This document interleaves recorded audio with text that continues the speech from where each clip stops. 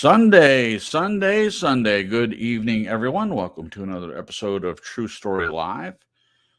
We're glad to be here on this first September broadcast, September 4th, 2022, in the year of our Lord, or AD, whichever you prefer. Tonight's topic is Trigger, Digging in the Dirt. This one was written by yours truly, and I'm excited to get into that.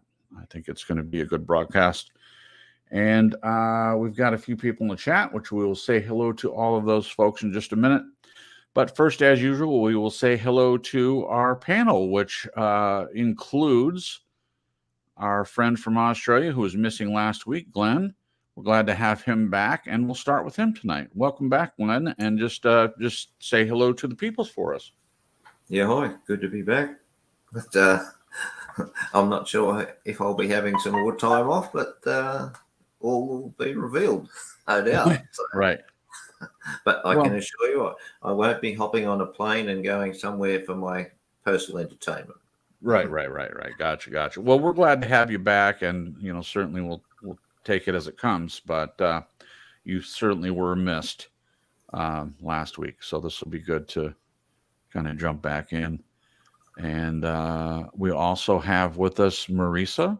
And Marisa, when you say hello, also tell everyone about the broadcast, if you will, from last night, and then we'll get Jen to say hello. Thank you. Hello, everybody. Welcome back, Glenn. We missed you. Yes, we did. Last night in Ned Studios on my channel, we did a Fun with Art stream, but we also did some truther talk. If you're a Christian truther or you like to follow Christian truthers, you like talking about things of that nature, then check out the show from my channel last night. Both Cripps and Jen were my guests, and we had a wonderful conversation. Please do check that out. I'll make sure to put the link somewhere in the chat here at some point. Looking forward to digging into tonight's discussion about getting triggered. I like it. It's like a fantastic write-up, and I'm ready to get right into it. Thank you so much, everybody, for coming. Please share it out on your social media if you have a notion to do so. Thank you. I love it. You even used digging in. That's great. Part of the title. See, I saw what you did there. Thank you, Marisa. And also, last but certainly not least, my wonderful wife, Jennifer. Jennifer, say hello to the peoples.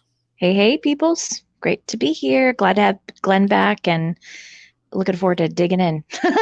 Not to steal Nezor from the write-up, but as everybody knows, mostly everybody knows, we like digging in here. We like the deep stuff. Got my gloves and boots and a shovel.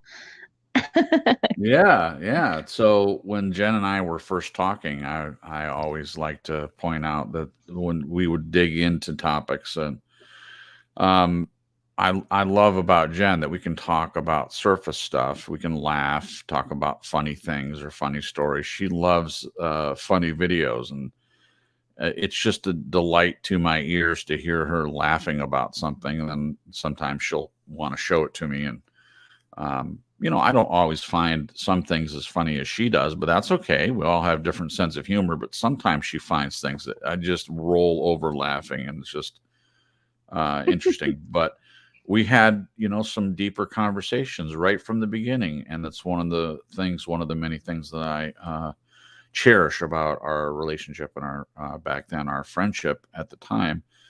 And certainly in talking with Glenn, a lot of the stuff that we talked about was deep stuff. The fun stuff, too. Glenn likes to talk about all the places he's traveled, and I find that interesting. I wish I could travel. I love traveling myself, and there's a lot of places I would like to go. So talking about that has always been fun for me as well. And now we have Marisa, who also likes talking about deep stuff. So definitely, as she had mentioned, definitely visit her channel. And did you do an art stream Friday night as well? I wasn't around for that.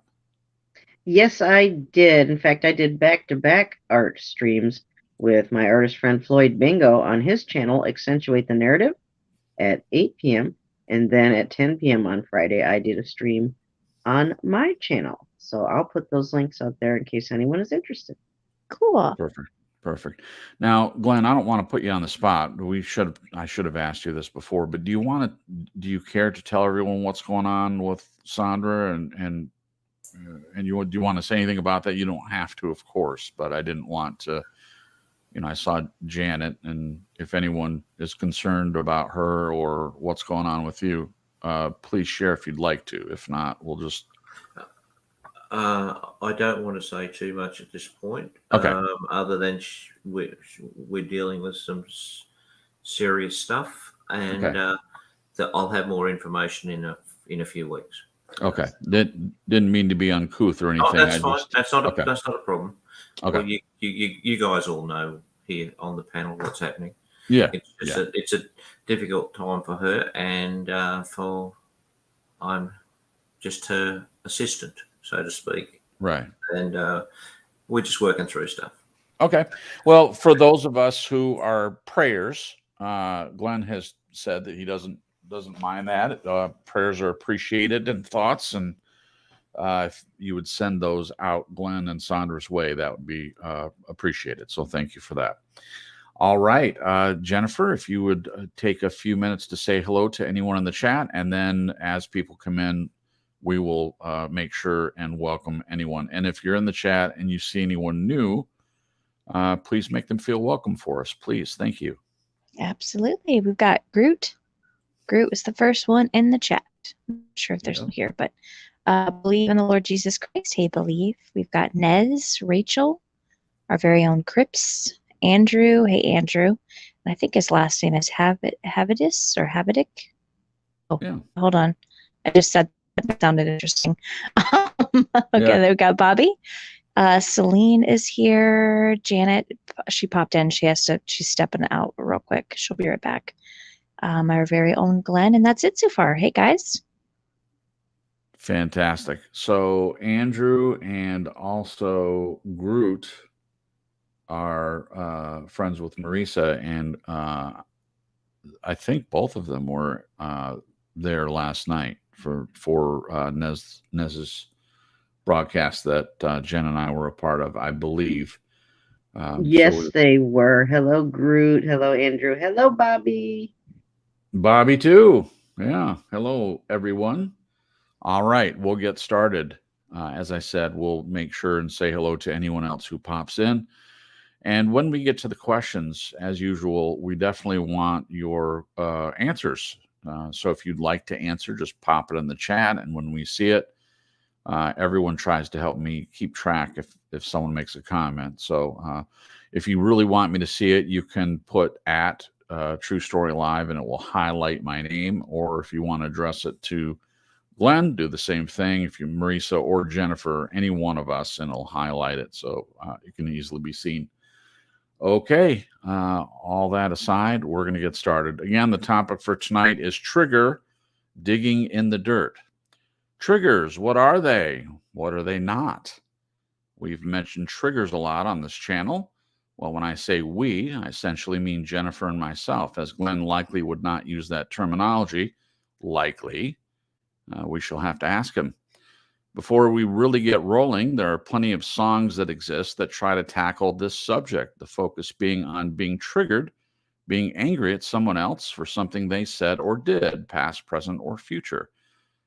I picked two songs, the first being titled on the topic for tonight, Trigger, by Mississippi Twilight. It happens to be the title song for a fairly new show called Terminal List, actually. The second, and this is my favorite, is by Peter Gabriel called Digging in the Dirt. Both links are in the description. And for the Digging in the Dirt, it had the one with lyrics, but I really like that video. So I put the one with the video in there. But you can dig around a little bit if you want to find the lyrics for that one. The other one we watched like the first episode of that show when Jen's parents were coming for a visit. It was a little violent, so we never went back to it. But when I was doing the research for the show, I found the song, and it seemed to fit pretty well. So ask any person on the street what a trigger is. You might get different answers. According to Peter Gabriel's song, part of the lyrics read, quote, digging in the dirt. Stay with me. I need support. I'm digging in the dirt to find places I got hurt. Open up the places I got hurt. Though this does not define what a trigger is, for me, it gives an answer to the question, what do we do with triggers? My answer is we dig in the dirt to find the places I got hurt. I think you get the idea. A trigger, to me, is something that causes us to react, either positively or negatively, to something said or done to us or someone close to us, for which we must learn how to deal with or handle.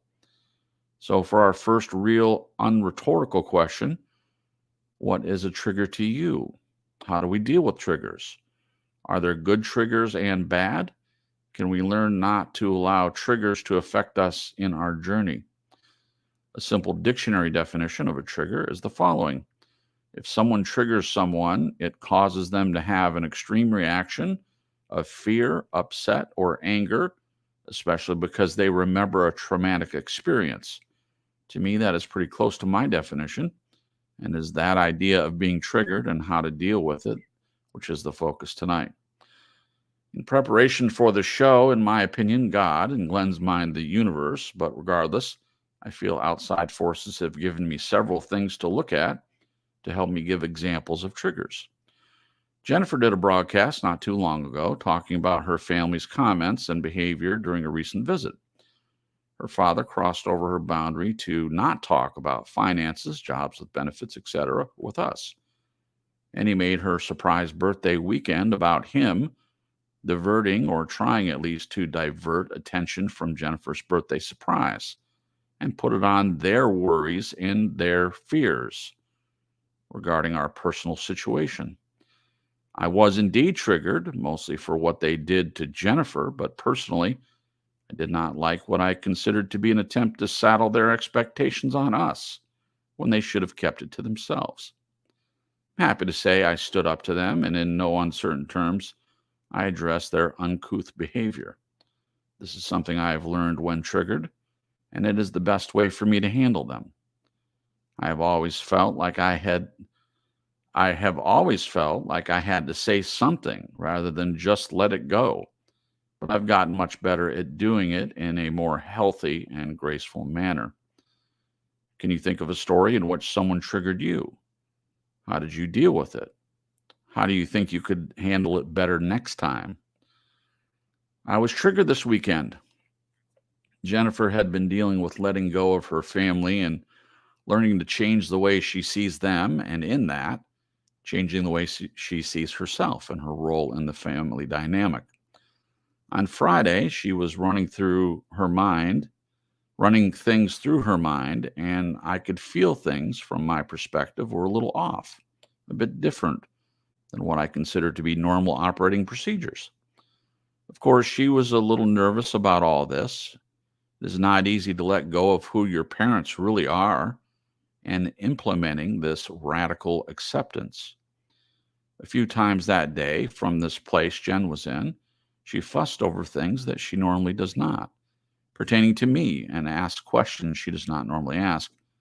Understandable to me then and now, of course. However, later in the night, she had asked me if I was wearing my gray shirt from earlier, and I reacted poorly. I used my annoyed tone with her and said something like, "Why are you asking me that? What does that have to do with anything?" As Glenn is likely to say, I stepped into it. I overreacted and used a tone I did not like with the woman I love. It matters little to me that from my own dysfunctional childhood, my mother and sometimes my father were overly, in my opinion, concerned with and fussed over my appearance quite often. My shirt was too wrinkly. I had something in my teeth. My posture was not up to snuff and the like. So it was not about Jen's innocent question, which was about her wanting a toothpick for herself that she knew was in my gray shirt's pocket. It was about my own past triggers. We worked it all out, and I rightfully apologized, but it brought to light what I think is my point to all of this. Sometimes triggers are not about the thing that is happening in the present. Sometimes it is about our past, our childhood, past relationships and situations. You can see if we are indeed triggered in the present because of something in the past, and not about the person who may have inadvertently triggered us, it can be a real mess. If we are angry at something a person says, but it's not really about them, is it about us? It is about us, possibly something we have not dealt with, something we should address. Do you agree about triggers often being a part of our past and not the present?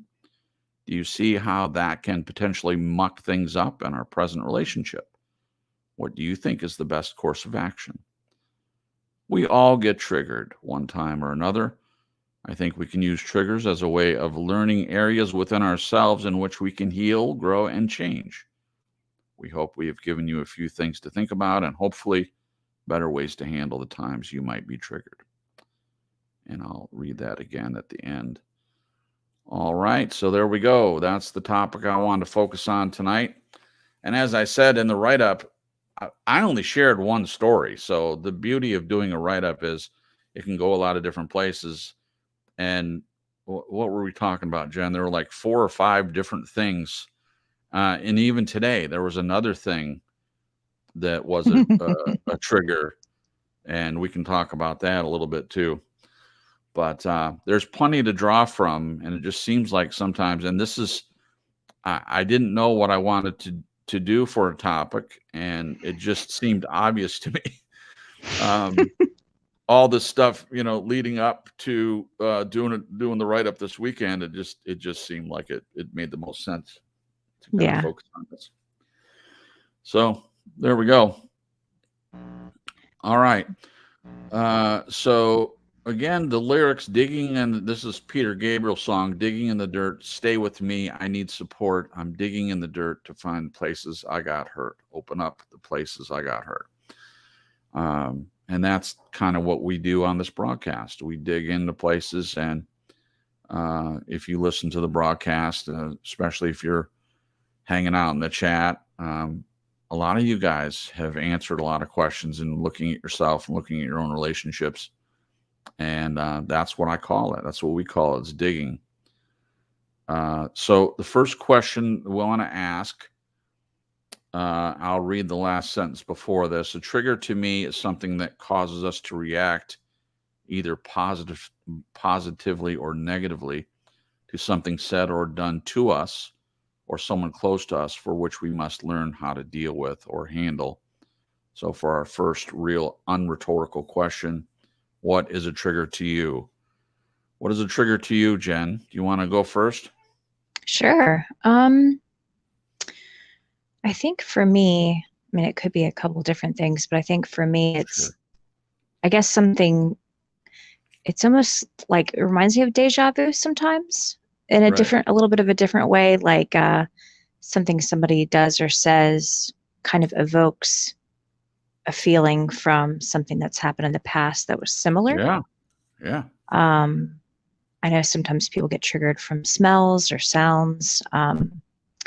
You mentioned here on the show before, one of mine being noise, which has gotten quite a bit better, but just, having lived with someone for 14 years that banged around a lot, punched things, I just became very, very sensitive to noise.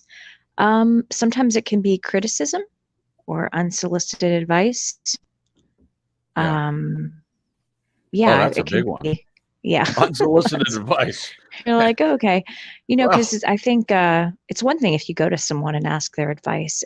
Usually, I know for me, if it's unsolicited, a lot of times it evokes in me the thoughts in my head of saying, okay, this person doesn't think I know what I'm doing, or they're questioning my ability to figure it out, which is sort of a hot button topic or space for me, just from what I've grown up with. And knowing that I've, me being me, knowing that I've lived almost my entire life just questioning myself, not feeling, just feeling very inept, feeling very like childlike, not know what the heck is going on, with certain things.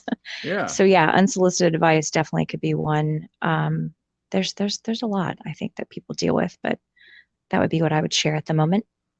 That's a big one. Unsolicited advice, and if you're anything like me, and I think you are in this area, it happens all the time in families, or at least our family, my family, your family.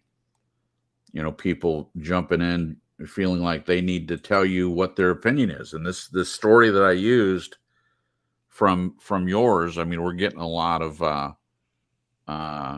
topical information from our own experiences from this one visit. Yeah. But there's a lot there to draw from, and that's what happened. Unsolicited advice from Jen's parents, and we both reacted to it. And some of the reaction were to the same things, and some probably different. But yeah, unsolicited advice. Thank you, Jen. Marisa, what do you think? What is a trigger to you? A trigger to me is something that takes me from my regular mode of being, my regular mood, and shifts it to either something positive or negative. And it doesn't necessarily have to be to the extreme. Right. But it's like flipping a switch, just like the word trigger. Yeah. It just shifts the gears. It changes the direction. There's a change that happens when you're triggered. Yeah. That's to me, that's what triggered is. Yeah. Thank you, Marisa. So what do you think? Does it bother you when people, try to give you unsolicited advice? I just think that's curious. Well, I would say that depends on the manner of the advice being given. And is it something that's done out of love and concern? Yeah. Or is it the unwarranted hate and criticism and negative from people who just want to trigger you for the sake of triggering you? Or so you're saying it depends on what you perceive to be the intent of the advice. Exactly. You can tell the energy in which something is sent your way. And if it's a good, positive thing, even if it's something that we don't want to hear, but maybe sometimes we need to, coming from a loved one who actually cares, right? Then that's one thing. But if, again, like I said, if it's coming from a negative source with negative intent, hoping for negative results, that's an entirely different matter. Right. Gotcha. Thank you, Marisa. Appreciate that. All right. We'll hear from Glenn next. And as I said in the write-up, probably not the word you would use, maybe, Glenn, but I wanted to ask you, is there an equivalent word for you out your way? What other word might you use other than triggered, or is that even a thing for you? Triggered, your mum's word. Yeah. So I sort of adopted it, but it doesn't. I've never heard it used here in Australia. Okay. I've heard the word react, maybe. React, sure. Or something like that, but no. Triggered sounds like the Wild West. We don't have the Wild West with all the guns here, like you guys. No guns. Okay. So, yeah. Okay. The unsolicited advice one, I think, is a really good one. I think there's a way difference between an opinion, right, giving you an opinion, and giving you advice and saying, well, this is what you should do. No, there's a huge difference with that. Sure, people can give me their advice. If they try to tell me what to do, I'm likely to give them a finger salute. Right. Right. Whether it be in my head or in person, I'm not sure. Yeah. I think what would trigger me is inconsiderate people. Right. So, perfect. As you like, yeah. I've become much more aware of how inconsiderate people are towards those with disabilities through all of this situation with Sandra. Yeah. People just have no idea. A lot of them, they just can't even see it. They'll walk all over someone, or they'll just, it's just, it opens your eyes. Circumstances can give you a whole new perspective. Yeah, absolutely. So, okay. That'd be mine. Well, thank you. I appreciate that. And liars, people who are just outright liars and show no integrity. That's pretty triggering. Not that it triggers me to get upset, but it just it triggers me to the and thinking, well, how could you do that to somebody? Right. And I'm out of there quick fast, So. Yeah, sure. Okay. Thanks. Thank you, Glenn. Appreciate that. Well, everyone, in my opinion, I agree with everyone's version of that. And yes, the word trigger, I never heard of it until, I don't know, 20, 30 years ago. I don't know exactly how long ago it was. And it was my mom's word. And when she was quote unquote triggered, she would just say, I'm triggered. And that's exactly what I said to Jen's parents. That's the word I used. And it's interesting that Jen had sent an audio recording to one of the narcissist broadcasts that we listened to. And when she had told this part of where I had stood up and I said, I'm really triggered. And he said, why do you use that word? You should just say you're pissed off. He was reacting a little. He didn't like the word triggered. He was triggered by the word triggered. He triggered by the word triggered, and it is pissed off. I guess to me, triggered is a little bit more graceful word maybe than angry. But I was angry. I mean, that's what it was. I was angry, but I consider myself evolved enough to not just yell at him, even though that's what I wanted to do. There's a lot of things I wanted to do in that moment.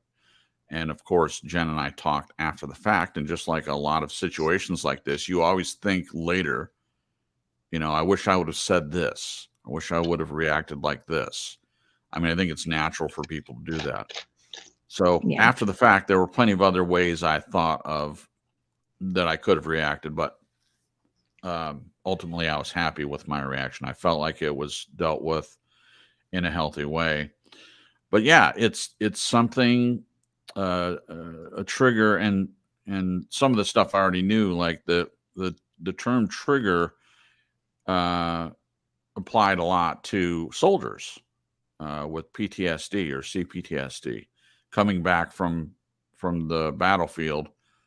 And it was noises or certain situations, seeing something that was familiar to them stateside that reminded them of their time in battle and reacting to that. And of course, there have been a lot of wars in our country and in the world.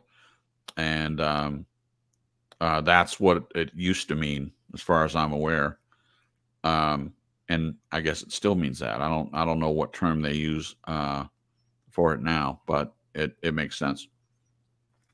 So my mom uses trigger the word trigger all the time.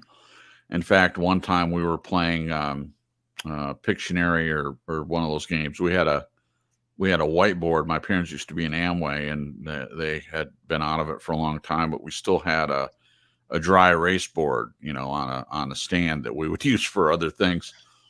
For a while, it sat down in the basement, and my dad would write little quotes on there and change it from time to time. But we use it for games, and I forget who it was. It was either me or Shannon, but I don't remember which one of us did it. But that was you. It was probably me. It was probably me. But the word that I drew out of the box was trigger. And so I went to the trouble to draw a gun and then drew a trigger and drew an arrow to it. And of course, it was really easy to guess that one. And Kyle was there, my sister's husband, and he hates the term trigger.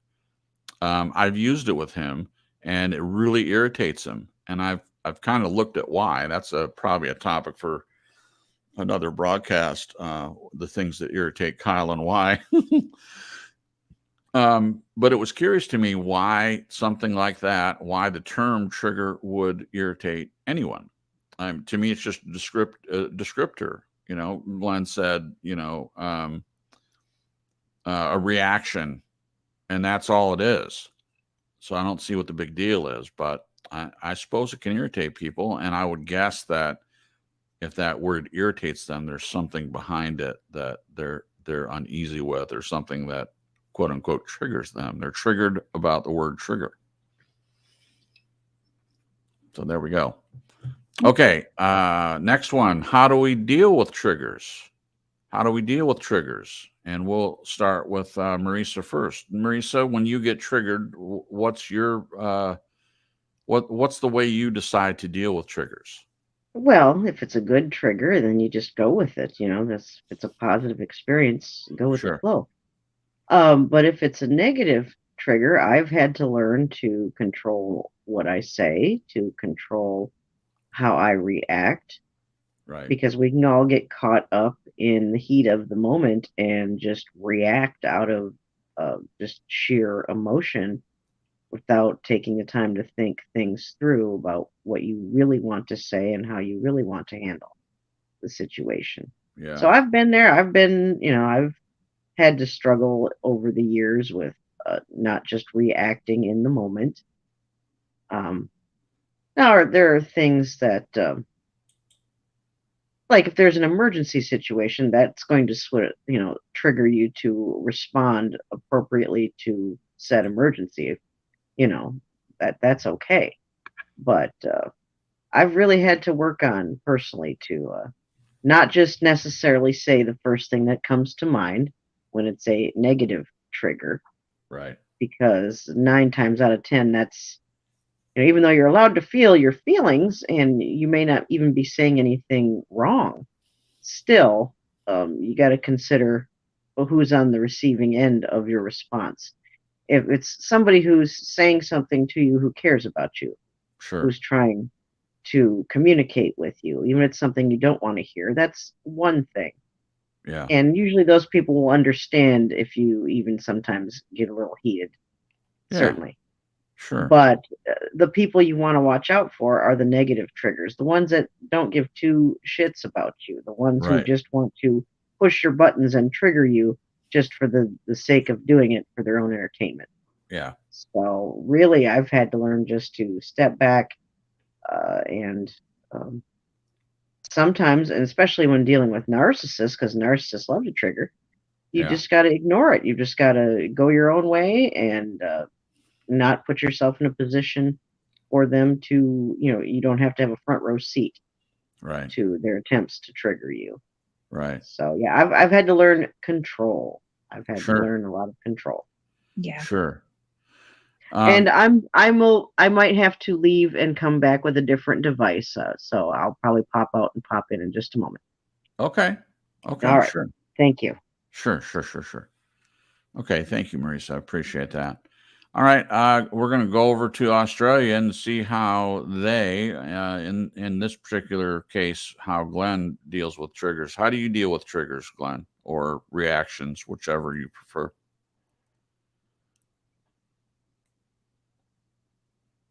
Yep. It's You're the muted. mouse, I bet. It's the mouse. Say something, Glenn. You're triggering me. Okay. Maybe he has something going on his end, so Yeah, he might. we'll come back to him. What about you, Jen? How do you deal with triggers? And Marisa kind of shared, she had to learn how to deal with them. Maybe just like everyone else. Maybe in the past, maybe you didn't deal with them as well, and now you're working on dealing with them, obviously. But yeah, so how do you deal with triggers, Jen? Now a couple things. First of all, I let whatever emotions are coming up out, because Yeah. I have spent a really long time being triggered and just completely stuffing feelings or pretending on the outside like I wasn't triggered, Right. trying to act normal, act like I was fine. So that's taken a while to kind of break down and reverse. A big help is talking about it. Like the last couple of days that there have been a few triggers between you and I, sitting down and talking about it has really been beneficial, because I think sometimes I haven't had a huge this, but I know some people can, where they're triggered with something in the present, Right. and they're sort of attaching that emotion to the person, where it's like the person's triggering something from their past, but they're labeling the person as being the issue. Right. When it's not that person at all. It's something that's reminding them of. I mean, it could be the person a little bit, but maybe the majority of the feelings that are coming up that are causing the trigger are, should be allocated for the original, transgression or issue that happened or trauma. Right. So yeah, talking about it really, really helps, whether that's, with the person that triggered you or, therapist or journaling even, I'm sure helps. Yeah. But I know for me, talking with you about it has been very beneficial. Yeah. To kind of get to the bottom of it. I feel like I'm pretty good at kind of assessing things and recognizing, okay, this isn't Jason. This is Right. other stuff, Right. I'm grateful for. I'm very, very grateful for, because I think, and I'm kind of surprised. I feel like I would have struggled with this particular thing more. Yeah. With thinking that it's what's happening in the present that's causing the trigger, the emotions and stuff. Exactly. So yeah, talking about it is really good. Breathing really helps. Remembering to breathe, taking some deep breaths. Yeah, those are some options, some ways that I deal with it. Yeah. Okay. Thank you. Throwing All right. glasses helps. Throwing glasses. Well, I'll go next, and I'm glad that you said all that, Jen. I am also glad that we can talk about it, and that's our go-to thing for everything, to discuss it. And I think that's the way it should be. Anything, anytime, anything comes up, discussing it, coming to the table, metaphorically or literally, depending on what you prefer. Getting it out, not stuffing feelings, being willing to discuss things, even if it's difficult, and, just getting it out. And you'd mentioned, you can react. It's good to know what's causing the reaction, because you could blame the person or think it's the person in the present when it could be from the past. And I've got a question related to that. But I just wanted to say that in the beginning, that did happen, where you were being triggered by things and by sounds and things like that. And I would always ask you, is it something I'm doing? And then you would really, really think about it. And a lot of times you would discover that it wasn't me. I could be the one that triggered you, or it could be the neighbors upstairs making a bunch of noise, which does happen a lot. Yeah. But it's good not to have a knee-jerk reaction and blame the person that you're with right away. Sometimes it can be both. It can be that you're triggered from something in the past, and you're triggered by the person that you're with now. So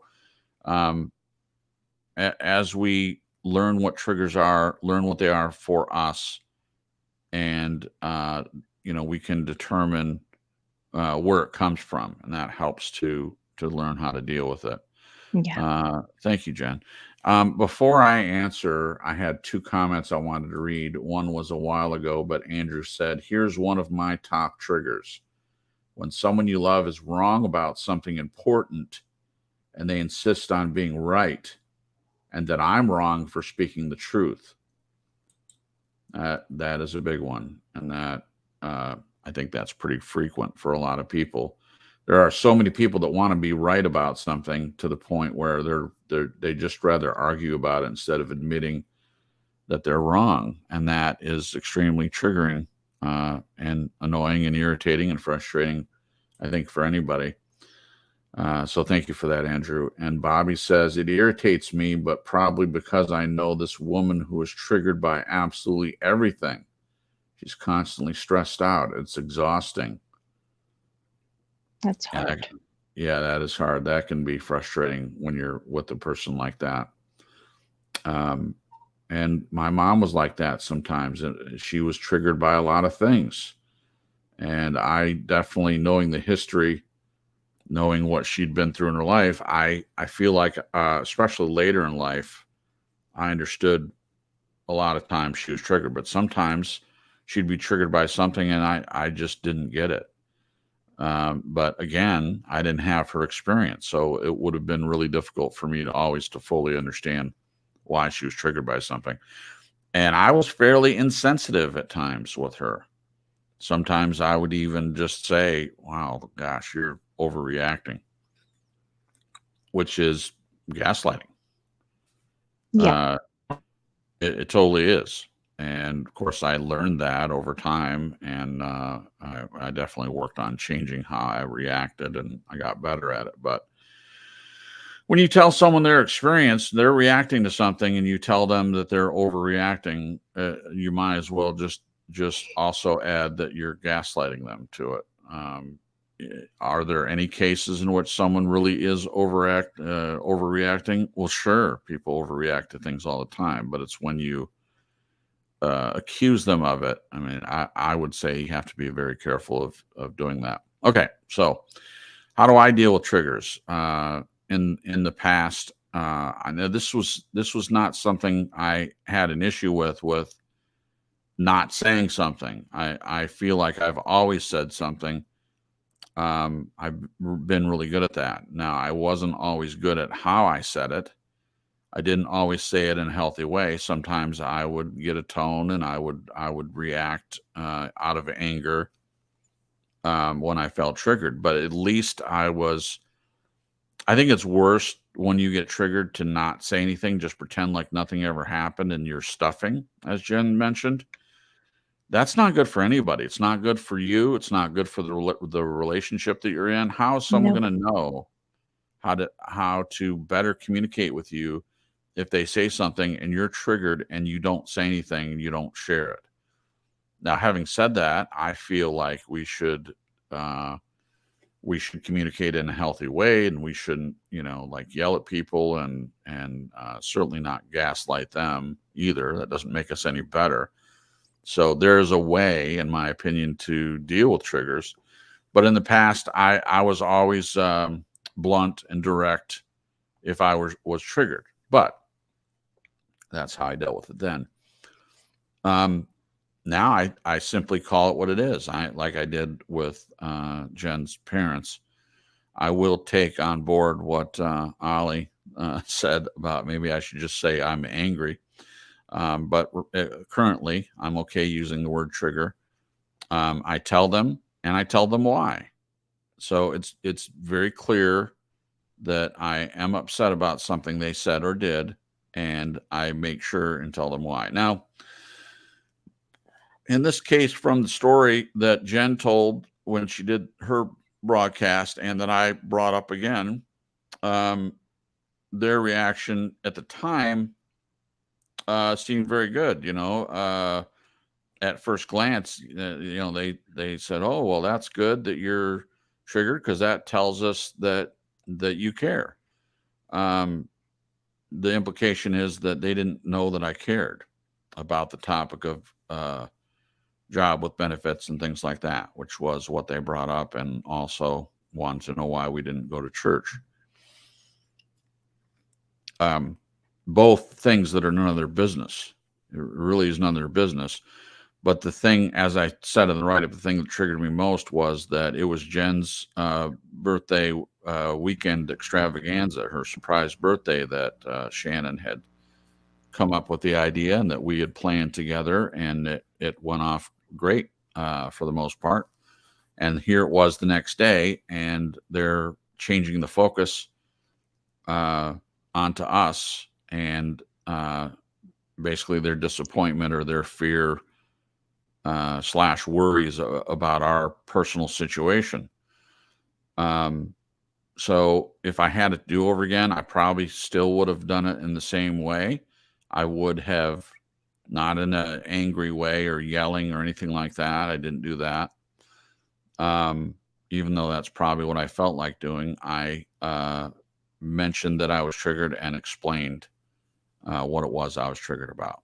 Yeah. And that's the way I choose to deal with it. And I'm still growing. I'm still evolving. And maybe I can always learn how to deal with triggers in a better way. But presently, that's the way I deal with it. Let's see if Glenn is back. Oh, say hello to Okie Grower. Welcome. We're glad that you're here. Glenn, Hey, are you Okie. back? Hi, Yeah, Okie. Okay. How do you deal with triggers out your way? No, you know what I'm going to say. I don't have many triggers. Lucky. Well, I don't have these patterns that are going to keep manifesting themselves that I'm going to be reacting to. I just, like I said in chat, I just turn off the pattern switch. They don't affect me. How do you do that? It's a good question, Jen. You might set yourself that once you're aware of what's happening, you can turn it off. It's when you're not aware of what's going on is the difficult part. Great point. That is a great point. Yeah. So when I just heard you say you about mum and dad, and I think Crip said it, and he reacted or was triggered, etc. I just wondered, did you ask, why are you saying this? That would have been my question. Huh? Good question. That is a great question. It's not what they said; it's why they said it. Well, I have a theory. I mean, I feel like the surface reason, and they did mention that it was because they're concerned, and they care about me. Who are they concerned for, you or themselves? See, this is all part of identifying the pattern, right? Then well, they say they're concerned for me, but I don't think they're completely being honest with us, or maybe even themselves. No. So what you're saying is that you haven't had a, inverted commas, honest conversation. Well, until that, in any situation, until that can be had, how does anyone get anywhere? No, right. Yeah. You can't get anywhere. But my follow-up question would be, if the people that you're in the relationship with seem unwilling or unable, either one, to have a healthy conversation where they're being honest, then, what's the next step? And that's, I feel like, where we're at with that particular situation is that because it was already discussed and the boundary was laid down by Jennifer, and they not only did not respect the boundary, but a second time brought this topic up. So that certainly is not in not a very way either. It was judgmental and condescending and not good. but okay. So I just want to add then, why do people, why do parents, like you would say that this is intentionally driving your children away, from what I can see. You'd have to be pretty silly not to think that if you say what they said and not get a reaction. Right. So they've known that there's going to be a response coming, and it's not going to be a positive one. So why something here doesn't make sense. It's like there's a jigsaw puzzle with pieces missing. Right. So right. It's just like saying, see, why can't parents just let their kids, or some parents let their kids fall over if they make a mistake and they fall into a hole? Well, isn't it for the parents to say, look, you're an adult, you do what you want. If you fall over, we're here to support. We're always here for you. We're always here as support. You can come to us anytime, but that doesn't involve parents telling children how to run their lives. Yeah. And if I can interject real quick, please. Parents, like I feel in Jen's situation, I believe, in my opinion, they are embarrassed because the differences in the way you guys have your lifestyle compared to what they consider a good lifestyle, respectable, whatever, fill in the blank of whatever it is they think they have over you. Sure. And it's awful hard to go bragging to family and friends about your kids if you are convinced as a parent that you're more ashamed of them than you are proud of them. Right. I think that's where the big stumbling block comes between parents who are more concerned about their kids doing what they want them to, or what they consider to be good or honorable or respectful or whatever. Excellent. something that they can go a bragging about. And Excellent. if they don't have it, then of course they're, the unhealthy response is what you got. You got condescension, you got boundaries broken. They're more concerned about hammering home their point to you. And, Yep. I think that's where that trouble comes in. I'm sorry, I didn't mean to interrupt. No, Yes, I think no. that's really good. I think that's Yep. very insightful. I'll give you full marks for that. Yep. Full marks from me. That's a 10 from both judges, one from Australia and one from the United States. You got a perfect 10 on that one. Thank you. Thank you, Marisa. Yes, you're right on top of it. Because there have been other comments made that would make us believe what you just said, that there's some embarrassment. One of the things was Jen and I are not legally married by the state terms. And this wasn't just that we didn't want to. When we got married under God, it was during COVID. So none of the offices were open. We couldn't get legally married at the time. And we felt like it was the time to take care of that. Now, have we had time to get the proper paperwork and all that? Yes, we have.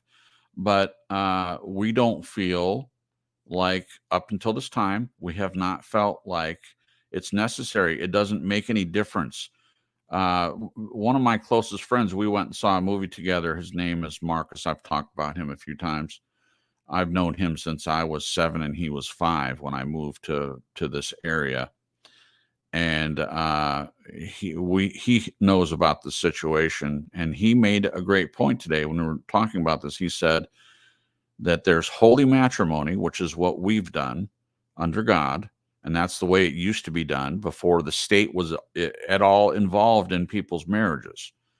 And there's, state-sponsored marriage, or just, legally married, where the state knows that you're married. They take down all your information, and you get a gold seal on a piece of paper that says that you're married.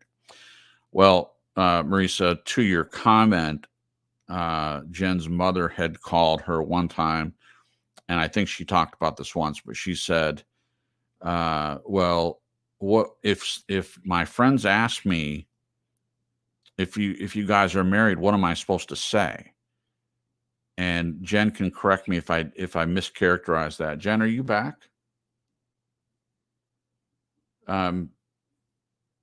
So we can address that when she comes back. But I think I'm pretty close to it. So to me, Marisa, that's exactly what that implies, that she is embarrassed that we're not married in the eyes of the state, and she doesn't know what to say to her friends that ask. And that's just one example. The other question about why we weren't going to church. Now, here's the truth. You guys that have listened to this broadcast for a while, you know that Jennifer and I are both believers. We're both spiritual people. And I'm not going to compare our spirituality to what I consider to be Jen's parents' spirituality. But I can say that it has nothing to do with us going to a brick and mortar church. We have lots of reasons why we don't go to a brick and mortar church, and it's a topic for another time. But that is a judgmental thing to not ask, why. That would be the proper question. I agree with Glenn, asking a person why. I don't have a problem with that. Someone asks me why I'm not doing something. I'm happy to tell them. If they want to hear it, they might get triggered by my reasons, because they're going to a brick and mortar church, and this is a common thing in Christianity or in religion in general. Parents wanting you to follow the way that you brought them up, and wanting you, if you're Jewish, they want you to marry a Jewish person or go to synagogue. If you're Muslim, they want you to go to a mosque. They want you to marry someone that's also in the same religion. So it's no different with the religion of Christianity. They want you to go to church. Again, that seems like something that is for other people's benefit. They're embarrassed that we don't go to church. It's just my opinion. They want to say, oh yeah, they're going to church. Cripps has a full-time job with benefits. He's the provider of the family. And also say that, yeah, they're married on paper as well. The state has approved of their love, and they have a golden seal on a piece of paper that says that they're married. So, Marisa, your comment was right on time, because it definitely fits what Jen and I believe to be one of the reasons why they are reacting the way they are. But all that said and done, it is triggering. It's someone judging you and wanting you to do what they want you to do. And we're adults, both of us. I just turned 53, and Jen just turned 41. And we're both old enough. We're both adults, and they may not agree with the way we're doing things. But it really isn't any of their business. And if they're embarrassed to tell other people, I mean, what a leading question. If someone asked me, if you two are married, what should I say? Jen's answer was, we should tell them we're married. So there's that. So Jen dropped off. So we'll have to, I hope that she's okay. I know she was having some, oh, there she is. Hey, Jen. Are you back? You're unmuted, but I don't hear you. Can you guys hear me okay? I hear you loud and clear. I just don't hear Jen. Okay. We'll say hello to Pammy Clyde. I saw Pammy last night. I love that name for some reason. Hi, Pammy. I love you. Thanks for coming. Yeah, thank you for coming. We're glad you're here. Thank you. Okay, so I answered the question, how do we deal with triggers? And we asked Glenn. Marisa answered. Did Jen answer? I think I did. Okay, thank you. I'm glad that you're back, Jen. Before we move on, I was just telling the story because Marisa had brought up an excellent point. I did hear it. Oh, you did? So did I characterize that correctly in your opinion? You did. Okay. Yeah, she had asked. Yeah, you said the question correctly. She asked, if I, I've had people ask me, if you're married, what should I tell them? And I was like, tell them that I'm married. And she actually said that she felt like she was lying. Right.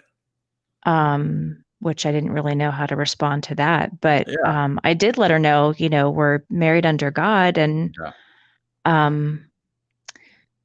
I was kind of baffled that she just doesn't think that's a thing. I was like, wait a minute, like, you're a believer, right? Like, I guess it's only sanctioned and okay if it's by the state. Right. Which just seemed a little odd to me, but that's my opinion. And she's allowed to have her opinion, but yeah. And Jen, that's a great point. And you're allowed to say, you have a right to your opinion, but in this particular area, we don't want to hear it. You have a right to say that. Yeah. And they should respect that. Now, you didn't say that about being married. In fact, she came back later on another conversation and said, when you guys get married for real, I'm adding that for emphasis myself, but she did ask that, please let her know. So it's not just a one-time comment. It's an ongoing thing for her. They're being real transparent. I mean, they're really showing us who they are, which is interesting. Now I just want to make this clear. This just popped in my head. Now we're not just talking about Jen's parents. This isn't a Jen parent bashing session. Right. And it's the same thing. I use my mother for an example and my father. I use my family for examples all the time, but that's because we're talking about these topics and we're using stories from our own experience. It's not for the purpose of bashing them. It just so happened that this thing happened recently. And then we had some other triggers. I mean, I used myself as an example of the thing that happened the other night. That's not easy to do. So I'm willing to put myself under the gun as well. It's not just doing it to point out other people's flaws or anything like that. I just wanted to make that clear. Okay, next one. Yeah, and I'm going to ask Marisa first because she mentioned this and she's absolutely right. So this is going to kind of seem rhetorical for Marisa, but I want her to fill this in a little bit. Are there good triggers and bad? Marisa mentioned this a little bit. And what are some good triggers? Because I think the answer to this is absolutely there are good. The triggers can be good triggers. They can be things that make us think of good things. It's not just negative. So what are some good triggers, Marisa? You want to fill that in a little bit for us? Some good triggers for me personally, other than when I get to see my son or when my daughter gets home from school, those that I'm in a good mood automatically when those happen. Another trigger for me would be my dear friend Billy in Australia. Every time I see him, every time I talk to him, he comes into my stream. You could hear it in my voice. Stream after stream. I'm like, you've heard me go, hi, Billy. Yeah, that's, I mean, boom, automatic. And that's a good trigger. That's those are good feelings. I'm happy when I see those people. So that's what pops into my mind right there. Right. I'm happy when I have both of my children around me, probably more than any other time. So. Perfect. So there are good triggers. What about you, Jen? Ooh, gosh, there's many. Smells sometimes. Yeah. When I'm out in nature, oh my gosh, the different smells, flowers, grass, dirt. When the fall leaves, are on the ground and they start to decompose, that particular smell. Yes. Different songs. Even something as simple as like being in someone's house and hearing the clattering of dishes, like a table being set or dishes being done. Yeah. A fan. Yeah. There's so many good ones. My goodness. Yeah. Thank you, Jen. Yeah. Basically anything can be a good trigger that affects any of our senses in a pleasant way rather than a negative way. Jen mentioned smells, and that's what I was going to mention when it came around to me. Because I forget the word there, but there's a word for it when a smell triggers a memory for you. There's an actual word for it, but smelling a pie baking in an oven, or Jen mentioned some really good things. I like when there's a distant fire in a fireplace and you can smell the smoke from that on the air. That's a pleasant smell to me. Yeah. Jen mentioned also leaves. Also in spring when the flowers start to bloom and there's a fragrant smell of flowers in the air. Things like that. And that happens all the time. Those are good triggers. When I was doing the research for the broadcast, there were plenty of videos and plenty of information on positive triggers. So we are talking about triggers in general, so it makes sense to add this in there, that they're not all bad. What about you, Glenn? Do you have some good triggers that what's a good trigger for you? Life. That's good. Life in general. Like it. Yeah. I know it sounds simplistic, but life, peace. Yeah. Just being in a place where there's calm, peace, whatever. I don't want much. Okay. No, don't forget those crazy black bean omelets that you like to get from the Chinese takeaway, Glenn. That's a good trigger for you right there. Food. Those. Yeah, the flowers in Japan. You've talked about how much you love those and being there, and I'm sure there's all kinds of things.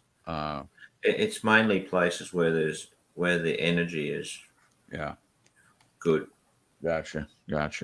Oh, energy. That's a good point, Glenn. Energy can be a positive trigger. The energy of another person, the energy of a place, an experience, all of that can be good. So that's good stuff. Want to say hello to Mike Smith, who popped in the chat. He says, let me pop this up here.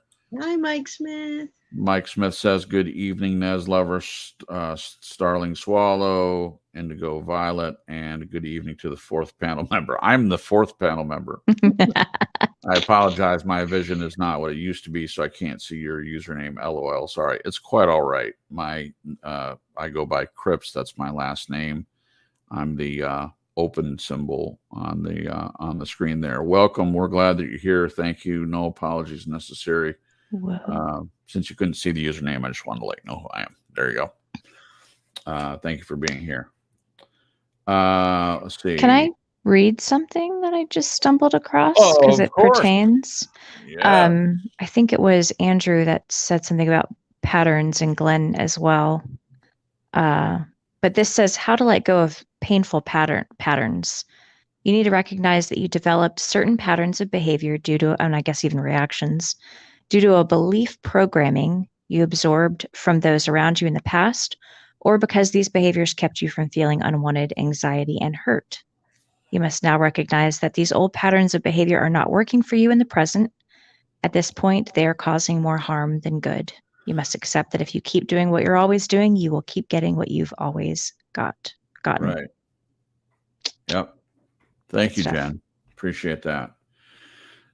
So this leads right into our next question. The question is, can we learn to not allow triggers to affect us in our journey? And then so Glenn and Andrew had a little conversation in the chat. So Andrew says, be aware that you're being triggered and turn it off. So we're going to get into that more, but that's what Andrew said. And then Glenn said, that is it. And then Andrew agrees. Andrew says yes. And then Glenn says they can only hurt you if you give them permission. They can only hurt you if they give you permission. And then Andrew added, the indoctrination makes her feel that way. I think that's probably related to something else. But it's still true. Indoctrination makes things feel a certain way, and it also makes it harder to get to this point. But to me, that's the goal. The goal when we get triggered, in my opinion, is to, as Andrew said, turn it off. As Glenn said, not allow it to affect you. But it sometimes, Glenn said they can only hurt you if you give them permission. So in his mind, that's if you allow yourself to be triggered, then in a way you're giving permission for that to happen. It's easier said than done, though, in my opinion. I think it's not just as easy just saying, "Oh, I'm not going to give them permission." It can be more difficult to do that. But that's the question on the board. Can we learn to not allow triggers to affect us in our journey? So since Glenn was having the conversation with Andrew, I would like to hear from him first. So how do we do this, Glenn? How do we keep from giving permission to other people to trigger us? What would you say to someone that's struggling with triggers? How do you do that? I mean, it's one thing to say, "Oh, you just turn it off." Well, let's hear a practical way that a person can do that. You be very aware of it, and when it happens, you practice it. You practice switching off. That's what I did. Yeah. It's once again, none of this is easy, but I know just with that awareness, you can, and the inclination to do so, because as I said in chat, unfortunately, some people hold on to their triggers as a crutch and can be a victim. You've got to not want to be the victim anymore. That's the first thing you've got to say. I'm not the victim here. I'm not a victim. Right. So yeah. I think once you get it into your head that with an attitudinal change, I think you can do it. I know I did it. Yeah. How long did it take? Probably a couple of years to get from point A to point B. Yeah. But and then, of course, if you get to point B and you surround yourself with people who aren't victims, that makes life a lot easier. Yeah. And surround yourself with healthy inverted commas, or people who are, constructively healthy in their attitudes, etc. Well, it gradually just I think it just disappears out of the picture. It's not relevant anymore. Right. So Right. Thank you, Glenn. Yeah, Thank that's the goal. That is definitely the goal, and I appreciate you at least saying that this didn't happen overnight. It doesn't generally. I don't think it happens overnight for most people. Sometimes you have a conversation with someone who says, "Oh, I smoked for 30 years and I just decided to quit overnight, cold turkey." Well, some of these emotional things, especially where it relates to family members that you are used to playing a certain role in the family, this is what you're used to. It sometimes is a little bit more difficult than just switching something off. So I'm glad we talked about it a little bit because if you just look at the text of a comment in the chat that says just turn it off, don't give them permission. Yeah, that's the goal, to get to that place. And I believe in this particular situation with Jen's family, that's exactly what Jen's trying to do. Get to the point where they can't hurt her with the triggers. And unfortunately, or maybe for them, it's fortunate. I don't know. I have no idea what they actually think and what kind of people they actually are. All we can go by is what they do, their actions, because words mean nothing to me. They mean nothing when they're not backed by action. So if someone says, "Oh, we're glad that you're married under God," and I mean, they haven't said that, but if they had said that, but then there's these other comments, the other comments override whatever else has been said or done.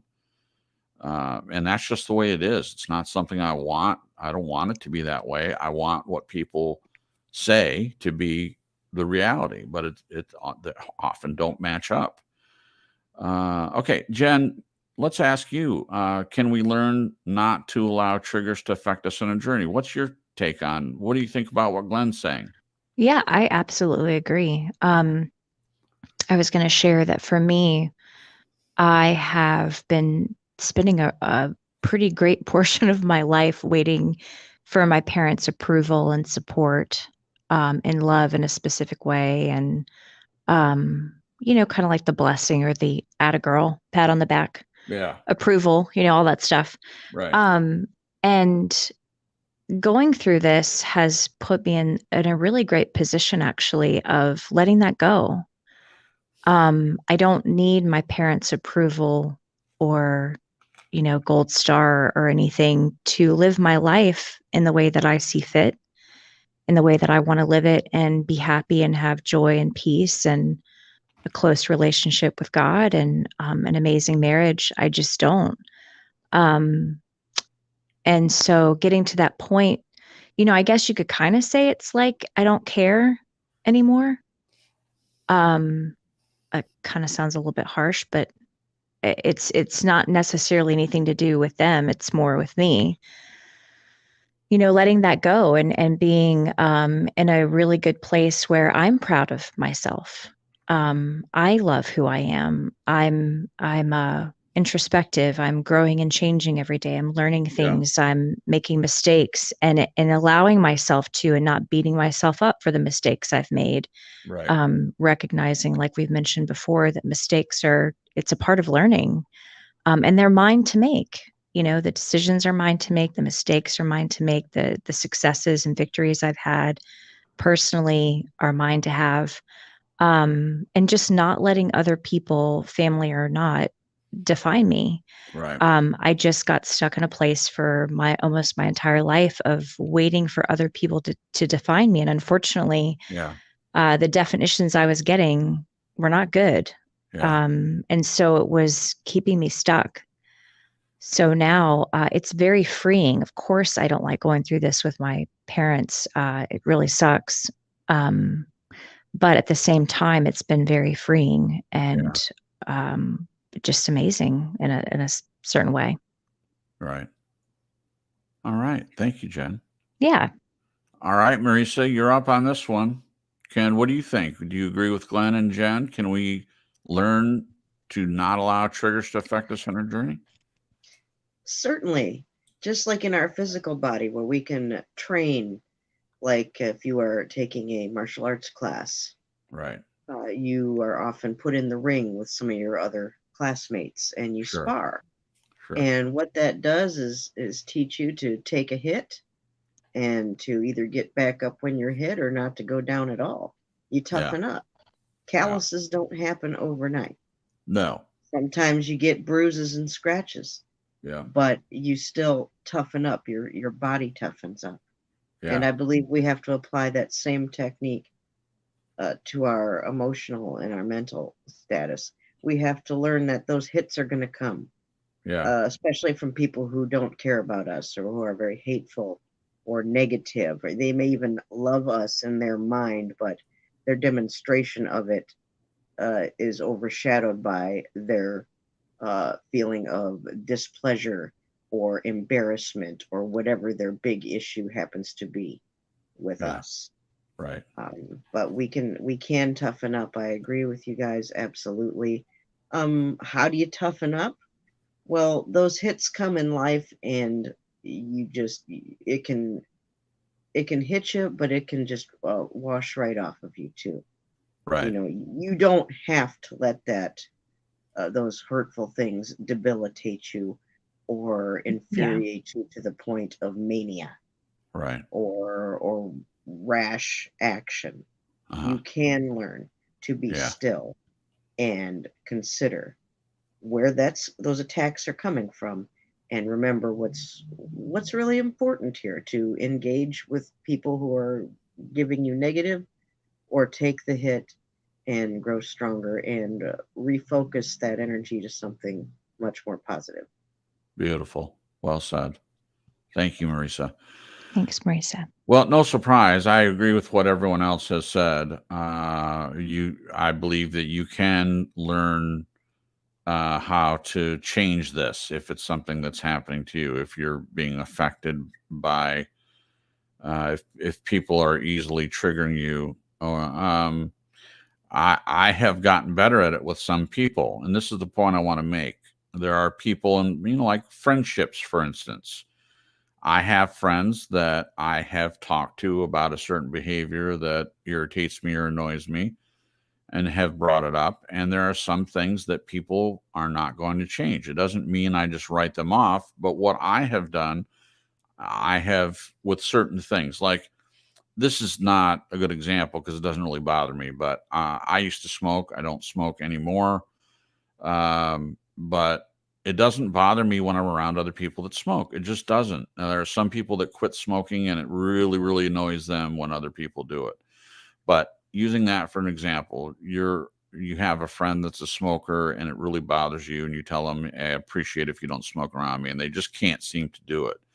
So obviously you can make a decision, well, I'm not going to hang around that person, or you can learn to handle its effect on you. I mean, that's the same to me as a trigger, and that's a physical thing that someone does, but it's the same. If someone's doing something that irritates you, you can say to the person, you can bring it up and say, hey, I'm really triggered when you do A, B, C, and D. And they can, maybe they're a healthy person and they say, well, I'm sorry that triggers you. I will work on it. And they do work on it. Well, then we're not even having this conversation. That's a good outcome. But a lot of times the other person, you can't expect the other person to change. We've talked about this before. All you have control over is you. That's it. So if something's triggering you, you can't change the other person, but you can change you. And in some cases, that means not being around the person, because they're not going to stop triggering you. They're not going to stop. But when you are triggered, you notice an area in which there's something that you haven't dealt with. That's my opinion.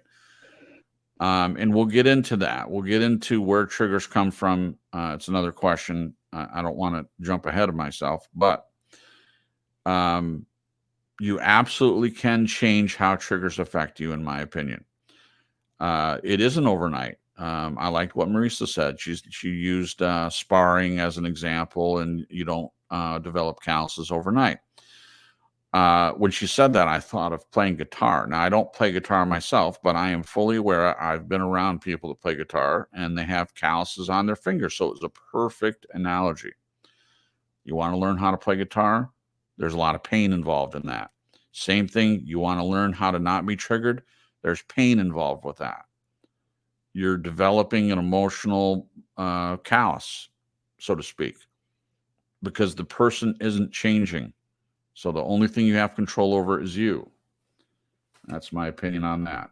So a couple of things to read. Andrew stepped out for a minute. I hope he's back to hear his comments being read, because he's making a lot of good comments in the chat, and we appreciate that, Andrew. Andrew says, read the pattern and make the changes to control response emotionally and mentally. He adds, I had said actions over words, and he said action over words. And then he also said, Glenn is right. We should remember his words. I agree with that. And then Glenn says, there's a big difference in saying that person said something to hurt me, and people can say what they like. And then he asked a question, care factor. How much, I don't know if you remember this, Glenn, but my mom had a saying that she picked up when she was in school getting her counseling degree. And it was units of concern. And she used that. And the person that taught her that really, initially, it was a classmate of hers in college. And she later became our family counselor. But at this time, she really irritated my mom for some reason. And she would say units of concern.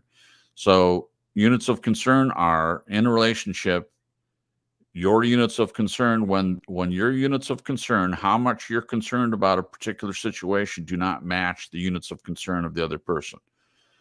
For example, you know, me having a full-time job with benefits, my units of concern. Now, here's the truth about that. I am concerned. I have tried to find a full-time job with benefits. It's just not as easy anymore as people think it is. And people from the previous generation, where it used to be, and I was even part of this when I was 16, 17, all the way into my mid-20s, the way you got a job is you walked into a place, you said, hey, let me have an application. They give you an application. Sometimes you sit there and fill it out, you turn it back in, and then sometimes you get an interview that same day. Imagine that. There are people hearing that, some of the youngsters out there, that would just be gasping, I would imagine. What, get an interview the same day? Well, that's not how it is. You do an online application, you send it out into the ether, and then 9 times out of 10, you don't hear anything back. I don't even have any idea if anyone has read the resume. No idea. So I get that there has been a time in at least America where you could walk into a place and get an interview. It's just changed. It's not like that anymore. So units of concern. Units of concern, yeah. Yep. It's not that I don't want a full-time job with benefits. I do. And I have tried to find that. But their units of concern are at a 10, and they don't match my units of concern. There are other things in life. If I'm looking for a full-time job with benefits and I can't find one right now, then my focus is going to be on other things until that comes through. I'm not going to just lay in bed awake at night and punch myself in the face that I don't have this. In my marriage, in my relationship, Jen is more concerned that my units of concern are on things that are more important to her. Would she like it if I had a full-time job with benefits? Absolutely, she would. Is that her main focus? No. So her name was Gracia, my mom's friend from college, and she used to bring up this units of concern thing. So again, if the units of concern don't match in a relationship, then there's a discrepancy there. So that's what that's about. So Glenn says, and I still have it on the board there, care factor. To me, that's the same thing. How much do you care about a certain situation? So the idea here when talking about triggers is getting to the point where your care factor or your units of concern are low enough so that you don't care what the other person thinks. They can say whatever they want, like Glenn said. It doesn't affect you. And that's where Glenn seems to be. And that is a good place to be, in my opinion. a lot of times, as we've said before, when we talk about things on this broadcast, it makes it seem like we have all the answers and it's just super easy. And that's not what we intend to imply. Some of the stuff is very hard. And in my opinion, it's way more difficult in families than it is in other relationships. And people may disagree with that. But these are the people that we grew up with. These are the people that bathed us and clothed us. And, not in all cases, I'm sure. There are really, really bad parents that even just on a fundamental level don't even give the basic needs. But in general, these are the people that you grew up with and taught you how to tie your shoes and got you off to school, et cetera, et cetera. So how do you change something that you've grown up with? How do you change your dynamic in the family? How do you make it not bother you that your parents don't approve of things in your life? It's not easy, but it can be done. It can be done. Okay, did everyone answer that one? The question. What was the question again? Can we learn to not allow triggers to affect us in our journey? Think so. Okay. All right. Moving on. Okay. Next question. Can you think of a story in which someone triggered you? And I told the story of how I triggered someone else. I triggered Jen. I told the story in the write-up of her asking me about the shirt I was not wearing because it had a toothpick, and I didn't realize that's what she was asking about. And I got really triggered and it wasn't good. And I had to come back and we talked it out and worked it out and everything. And I took full responsibility. I knew what I'd done the minute I did it. I knew I'd stepped in it. And fortunately, I have a wife that is forgiving. And that's not usually how I talk. So it's not like this is something that happens all the time. It's not a repeating pattern, fortunately. But it's something that happened. I'm not a perfect person at all. But what I try to do is learn from myself. When I do something that I don't like, even in myself, I try to change it. So I certainly will continue to work on that. I don't want to upset Jen. I don't want to use that tone with her. And I definitely did. And it was something so stupid, in my opinion. She wasn't even asking for the reason that I thought of in my mind. So I can think of a lot of stories in which someone triggered me. I'll share one. Okay, go ahead, Jen. So soon after we moved into this apartment, I went to the grocery store and got some things and picked up some Diet Sun Drop for Jason. And I showed up and I was all proud of myself. I'm like, look, I did something for my babe. And I didn't realize that Sun Drop has like regular Sun Drop and then Diet Sun Drop and then Diet caffeine free Sun Drop. Yeah. So I'd accidentally gotten the caffeine free, and his face, I like walked in and he looked at him, saw the gold, the gold caps, and he just didn't look happy. And I was like, and it was funny because we kind of triggered each other. Like he looked disappointed and a little upset, and I was kind of like caught off guard by that because I thought he'd be happy. I got him some sun drops, and then I forget what you said, but you definitely reacted. But you got triggered because you've had many instances of people, family and friends, not listening to you and just being inconsiderate in different ways. Right. So you didn't feel heard. I guess that was kind of what that was. Yeah. But then the way you reacted, because of my past with my ex, I sort of shut down. Like, Jen kind of went into hiding. Yep. And I became a robot. Yep. Which was interesting. But we talked it out really well after that. Yeah. But it was definitely jarring. But yeah, that was a triggered moment for both of us. Well, that's a great story. I laughed because I knew exactly what story it was, and I remembered the whole exchange. And Jen is right. So I was triggered in that moment because now not Jen. She doesn't do this.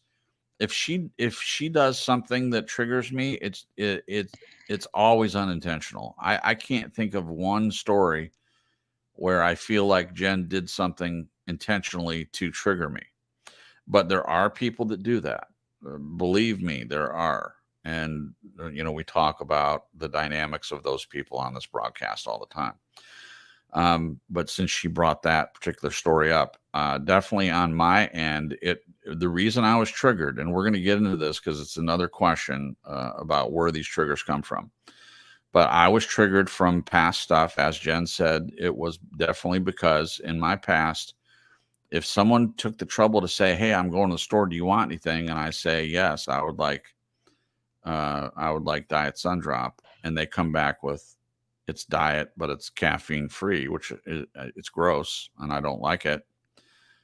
It feels like from the past, it feels like the person's not listening, and that is triggering to me. Why even ask me? If you're going to go to the store, why ask me what I want if it's not going to be the thing that I asked for? And that's what I was triggered by in that moment. And when we talk through it, I explain that, and she understands why. But I could have handled it way better. And when it's happened since then, other things that in the same category, I have handled it better. And there was one time that she asked me to get her something from the store, and I completely forgot. And the way she handled it was spot on.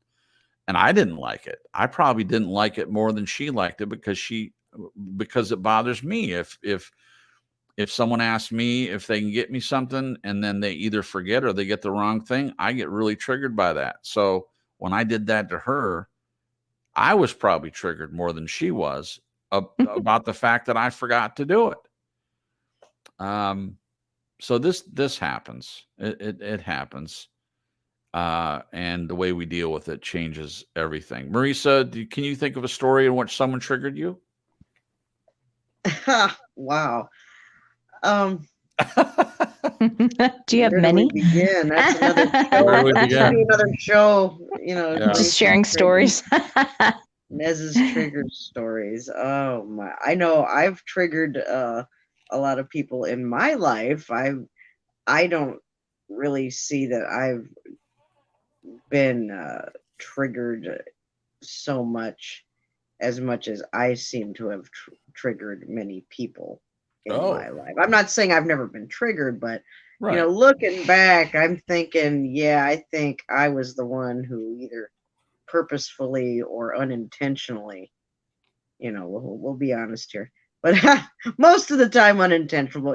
Sometimes when you're in a relationship with somebody, sometimes you're just like, well, what if I do this? And yeah, been there. Let's make it interesting. Let's make it interesting, right?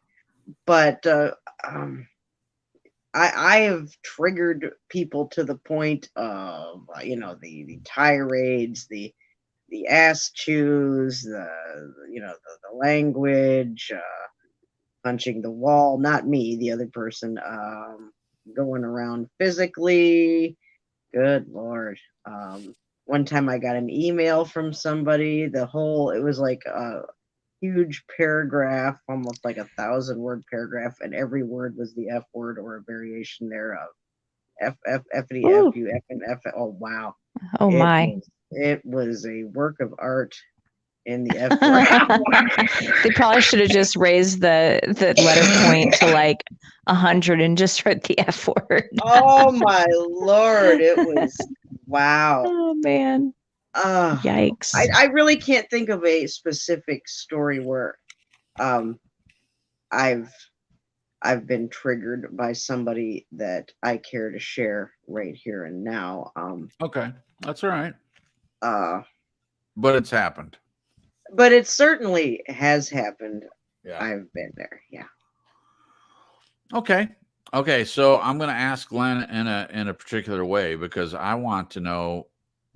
I'm talking about in the past because you've made it clear, Glenn, that you don't get triggered now because you don't allow yourself to be triggered. I get that. But my question is, in the past, have you ever been triggered by my mother?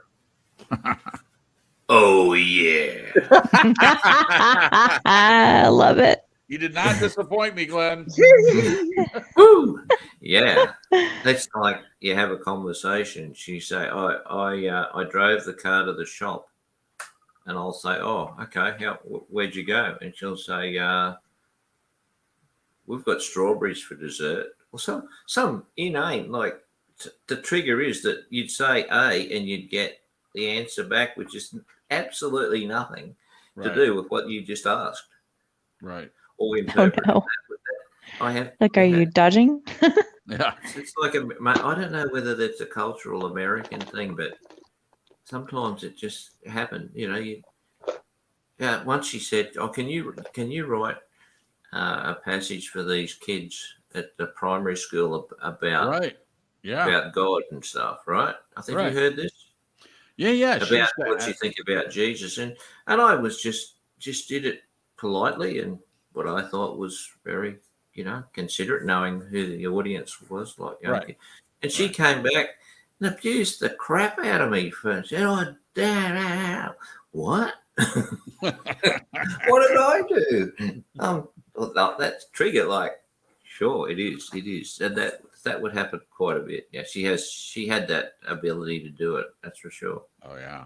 But I was not in a place where I could sort of say at that point, well, you can inverted commas, it's off sort of thing. Right. But I would now. Unfortunately, she's not here for me to be able to do that. But I would have a lot of fun saying it. Sure. So yes, that's a yes on steroids. Yeah. Yeah, it was kind of a leading question because I knew that there would at least be something because I know my mother. She could. I don't know very many people that she couldn't trigger. She would definitely trigger certain strangers just because if she didn't like something, she would make it known unto others that she was not well pleased. It certainly doesn't mean that I loved her any less for it. No, of course not. And I didn't love her any less either. I just wanted her to be different. I wanted her to, relax a little bit and know that not everyone is out there to irritate her personally. And I think she got better at that as life went on, except with her own mother. And I've talked about that before. If anybody could trigger my mother on the face of the earth, the one person that could do it in many different ways, many different times, very, very easily, was her mother, my grandmother. And I watched it happen. And just like I mentioned earlier, sometimes I would say, "Mom, you're overreacting." I was gaslighting her. That happened a lot with my grandmother. And sometimes, I hate to say this, but sometimes I would see it happen and I would just laugh because I just couldn't believe what my grandmother did was so slight to me, so simple. But to my mother, it would send her, she would you get that body language, that instantaneous body language. She'd put her, you guys can't see me do this, but she'd make a fist and she'd put it on her hip so that their elbows extended out, and then she'd leave the room in a huff. And I'd stand there and stare at my grandmother like, "What the heck just happened? What did you do?" And my grandmother just shrugged her shoulders like a little girl, like, "Oh, I don't know." But she knew what she was doing. She knew that my mother was triggered by her, and she knew how to push her buttons. That's the term people use. Well, that person knows how to push my buttons. Well, my grandmother had my mom's number when it came to that, and she would just play with her like a cat with a mouse. So, yeah. So there we go with that. Okay, so we went through that one. I had a couple more questions related to that, but I'm not going to ask that because we all kind of filled those in. And with the time we have left, I have the remaining questions that I definitely want to ask. Okay, so I'll read the paragraph leading into these questions to give a little detail. Sometimes triggers are not about the thing that is happening in the present. Sometimes it is about our past, our childhood, past relationships, and situations. You can see if we are indeed triggered in the present because of something in the past and not about the person who may have inadvertently triggered us it can be a real mess. If we are angry at something a person says, but it's not really about them, it is about us, possibly something we have not dealt with, something we should address. So the question coming out of that is, do you agree about triggers often being a part of our past and not the present? Anyone have a burning desire to answer that? Do you agree about triggers often being a part of our past and not the present? I think it could be both. Because, if you think of triggers as sort of a wound of some sort, or trauma, or just something that really ticked you off or really hurt you, I mean, that can happen in the present as well. Sure. But I mean, I can only speak for myself. I think a lot of them are just past. Right. So yeah, that's my answer. Okay. I'll go next. I think that all triggers are from the past. That's my theory. I mean, all triggers start somewhere, but I believe that anything that we're triggered by in the present is related to something else that happened before. I do agree with what Jen just said. It can be both. It can be something that happened in the past and it still triggers you. Either way, in my opinion, it is something like Glenn was saying, like we were talking about earlier, that you can work on because the other person's not going to change. Now, are there healthy people that will work on changing? Yes. If I tell Jen, hey, this one thing that you do really bothers me and I'm going to work on it, but I'm just letting you know. You're giving the person a chance to change that if they want to.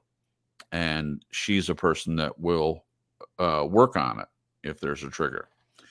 But my experience has been that most people are not willing to work on it. In fact, a lot of times depending on who the person is, you tell them what bothers you and they just keep doing it. Like my grandmother, they keep hitting that button.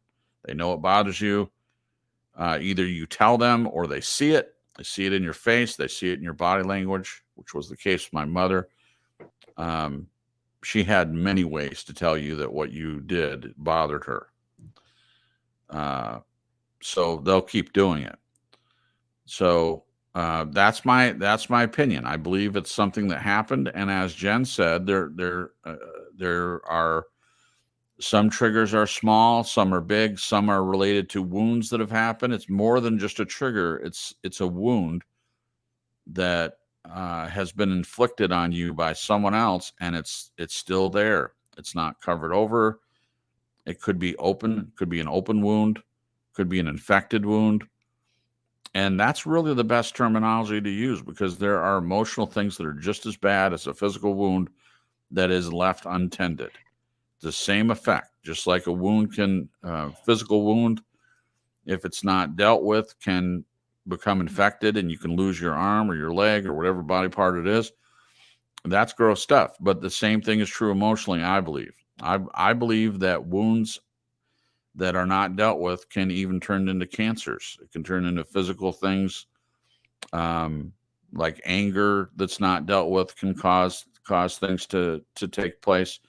But also these things that we're triggered by can be a really good way for you to see that there's something that you haven't dealt with yet. That's my opinion. You're up, Marisa. Do you agree about triggers often being a part of our past and not the present, not just the present? I should have worded that. I very much believe that things that trigger us or attempting to trigger us in our adult life, many of them can be traced back to injuries from childhood. Yeah. If you were body shamed by your family or people from school, whatever your body might be, it's not just fat people who get picked on, Right. Kids are cruel and they'll pick on anybody for anything. Sure. But body shaming is what I'll call it. If that happened to you as a child, whether it's family or in school, that certainly makes sense that would be at least a trigger or a potential to be a trigger in your adult life. Yeah. Even if your body is different than it was when you were shamed as a child. There's people who didn't like the way they looked back then. They underwent whatever changes, diet, exercise, lifestyle, what have you, and they look completely different than what they did when they were a child as an adult. But then if they hear a remark from somebody, especially a family or someone who was close to them or knew them for a long time, one remark can push you back to your childhood being shamed all over again. Sure. If you let it.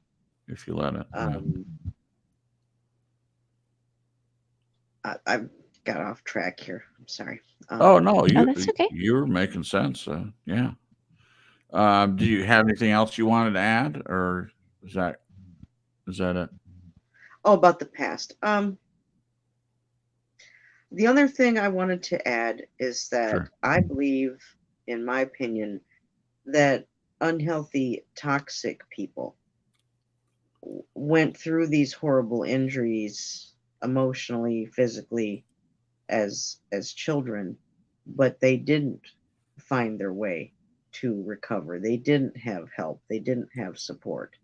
They didn't get attention from whoever they could to get help recovering from those injuries. And I believe that those triggers turn people into toxic people. Yeah. So that's the real dark downside of triggers, in my opinion. Not only can they provoke us to do some things that aren't so great, but look how much damage they can do to other people. Yeah. Especially thinking about narcissists, the abuse that they went through as children, that scars them, that damages them to the point of them living a life of hurting other people. Right. Yeah, it changes their personality. Hurt people, hurt people. Their whole path of their life. Yeah. Yeah. Okay, I'm done babbling. No, you're not babbling. We love your babbles. Thank you, Marisa. Yeah, so hurt people hurt people. We heard that. We saw a movie today, and it was a kind of a throwaway joke when it was said, but it's true. Hurt people hurt people. I think that's pretty profound, actually. So there it is. Okay, Glenn, do you agree about triggers often being a part of our past and not just the present, or do you think it can be both? I think the majority of them probably come from the past, but I think you can have circumstances in the present that you've not encountered before that can trigger you. But I was just thinking as you were speaking, I thought, well, what if someone came into the house and just kicked our cat in the guts and hurt? I'm going to get triggered big time. Yeah. That someone would be cruel to an animal or to a person or whatever. Sure. Now, I've never actually had that happen in my life, just have an animal or a person that's been treated cruelly. But I think it's almost like you've got these latent values there. Yeah. And you're going to be triggered whenever something like that happens. I mean, right. So I think the hard part is what do you do about it when someone. What do I do when, like, if someone kicks the cat and hurts the cat, I'm going to lose it. Yeah. Like, and tell them to get out of the house. Right. But, man, this is tough stuff, because the intensity of the response, right, as you were saying, can be so out of proportion with what seems to be said, and your mother was a perfect example of that. Yeah. So summary, I think both.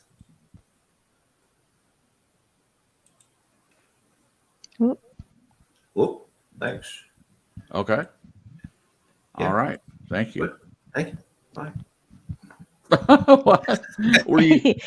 I made a noise because it cut out for me, but I think that's my phone. Oh, okay. So I thought it like disconnected Glenn, but it just was messing up on my end. Sorry. No, it's okay. Okay. All right. Thank you guys for answering that one. Okay. So do you see how that can potentially muck things up in our present relationship?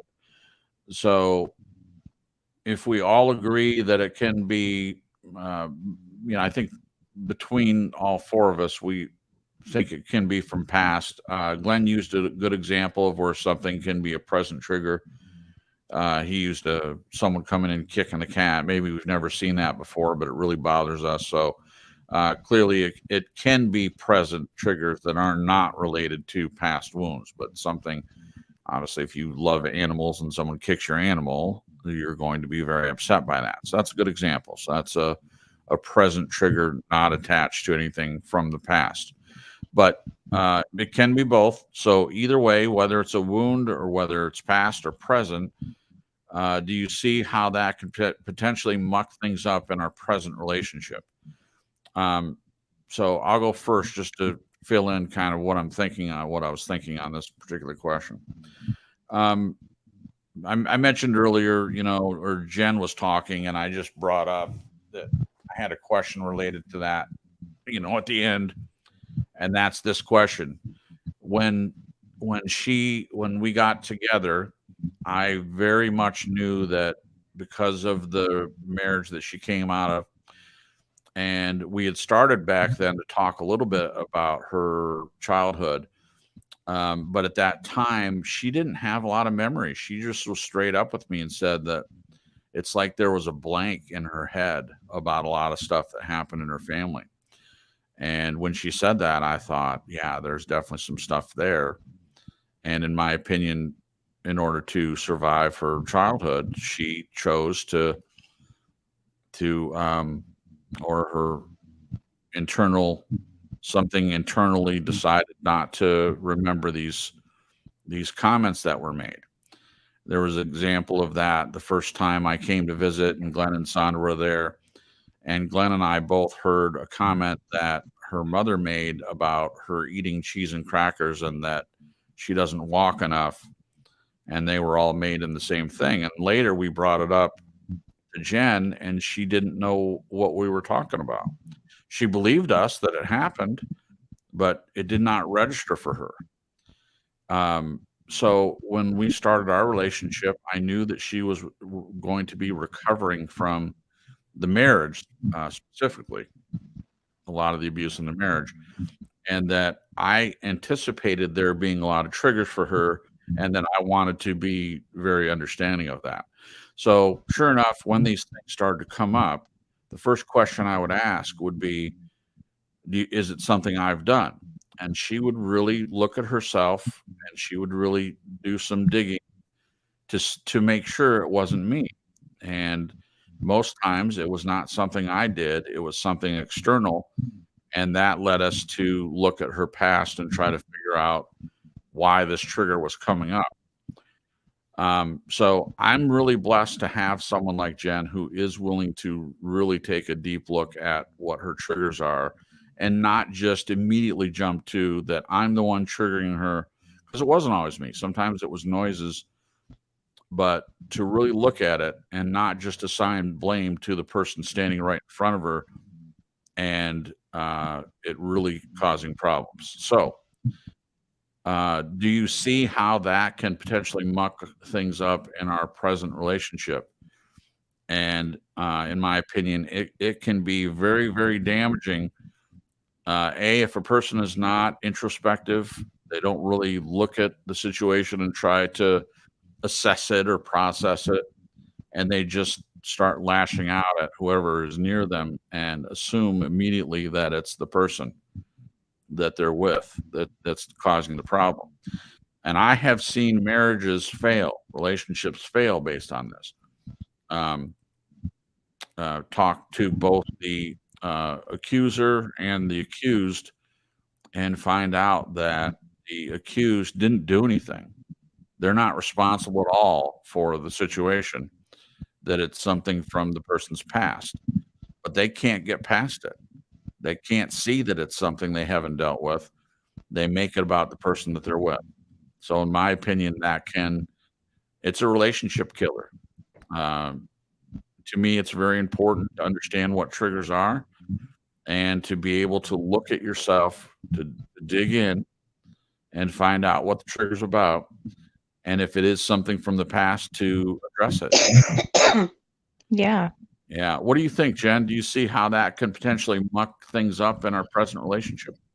Yeah. I think there's a lot of people that don't know about triggers, and they don't know or understand how things can lie dormant, feelings, emotions from past things that have happened.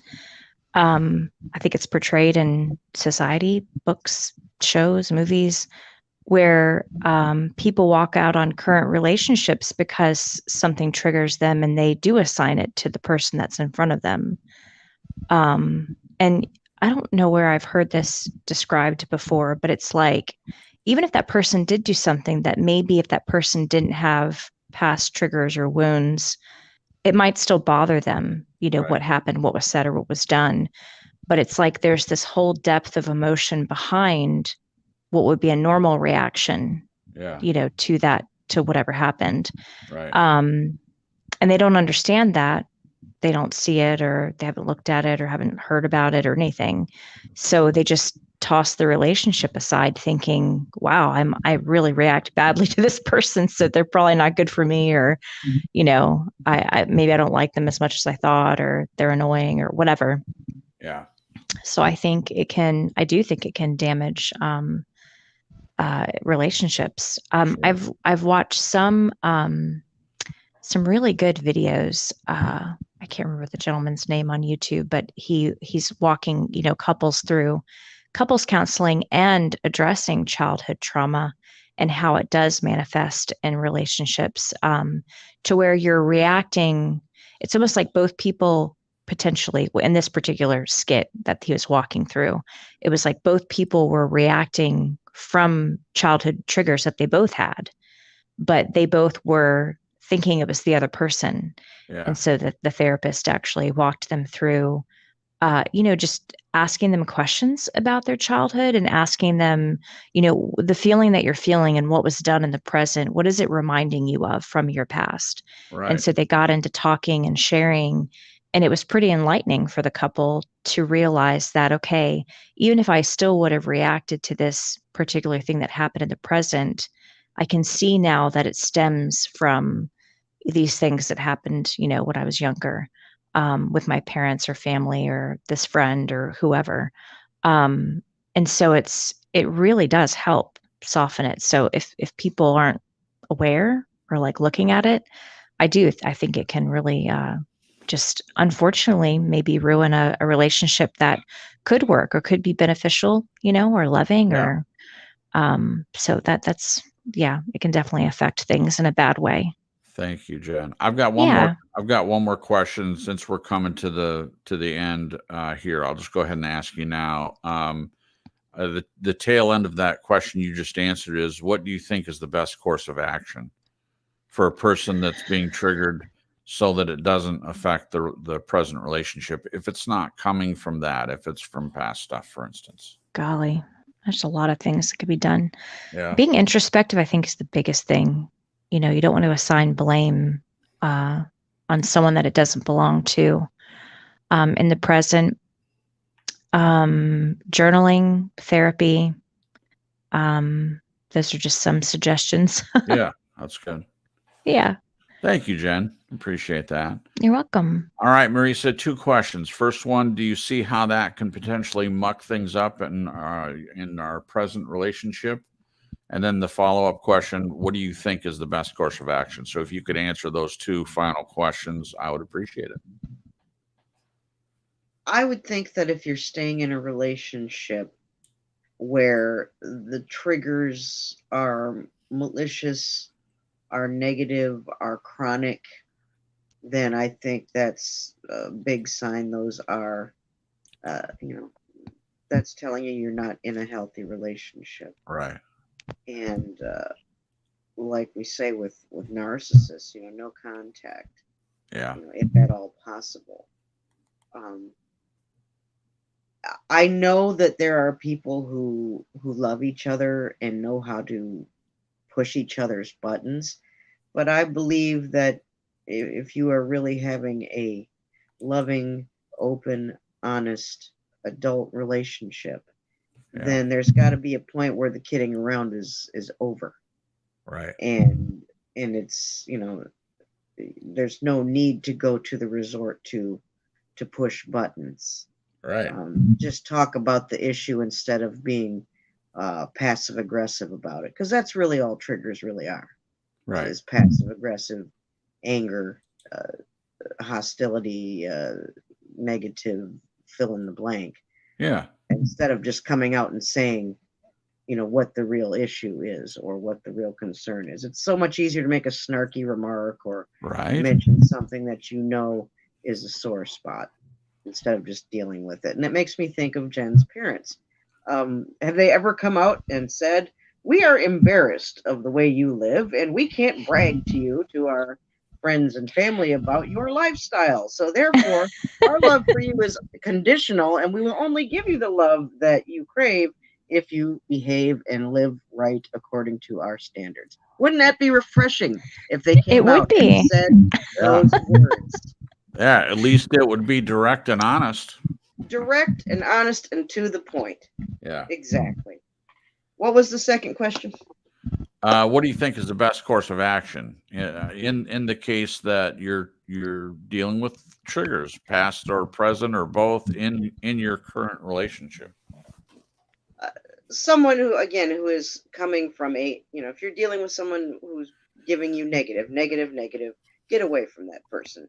Whether it's for a couple of hours, couple of months, couple of years, get away from that person. Right. You do not need to be constantly bombarded with that, especially if it's somebody who's claiming to love you and someone that you care about. Right. Because that's not love. That's harassment. That's abuse. That's the opposite. I would agree. Of love. Thank you, Marisa. That's pretty much all I have to say about that. Thank you. All right, Glenn. Last two questions for you, and I'm guessing you're going to have a little different perspective, which we really love, and I can't wait to hear it. But first question: do you see how that can potentially muck things up in our present relationship? And then the follow-up question: what do you think is the best course of action? What does someone do about that? Okay, I'm going to respond regarding what Andrew is just saying here. Sure. I'll draw a comparison between, and the answer is yes, it can. But okay, your mum and Sandra are the two most important women in my, or have been and are still in my life, other than my mum. But with those two, I'm soulmates with both of them. I can currently have a soulmate relationship with each of them, even though I'm married to one of them. And I'm thinking, with respect to what Andrew was saying, is that I love them equally. There's no preferential treatment. Now, for someone in Sandra's position, for me to say that to them, they could be feeling rejected. They could say, well, that's stuffing up our relationship, but it doesn't. It's just there's an integrity there that when you say, look, this is life. And if we loved everybody equally, none of this would arise, because it's quite okay. It doesn't mean you live with everybody that you love, but it does mean that you can love more than one person equally at the same time. And I can see what Andrew's saying is that he feels compared with. Yeah. Now that's got to be a trigger to my mind. Yeah. Because you're always feeling like, you really never know where you sit in the score of the dynamic. It's just not totally open. Now, I've had people say to me, well, how can you do that to someone? How can you say that to Sandra? And I say, well, why shouldn't I? If she said the same thing back to me, I'd be 100% embrace that for her. Yeah. And so I think it's absolutely wonderful. But you can see just on how people can interpret things in their own way. Some people cannot be triggered and some people can. Like, some people could see it as rejection. Some people could just see it as love being universal. I mean, how do you quantify for another person? All I can do is say how it works for me. Yeah.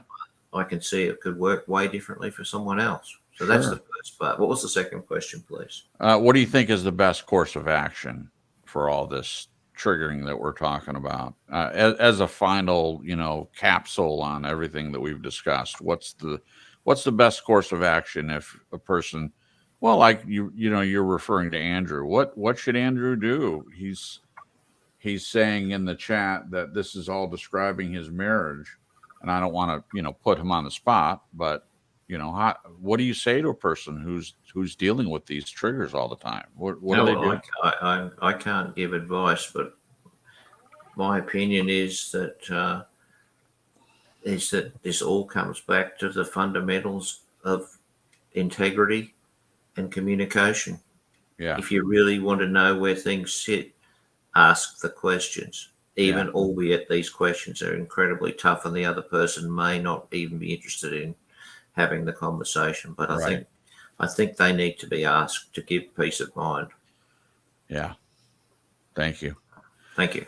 Thank you. All right. I'm going to finish up by I've already answered the first question, so I'll just answer the second question.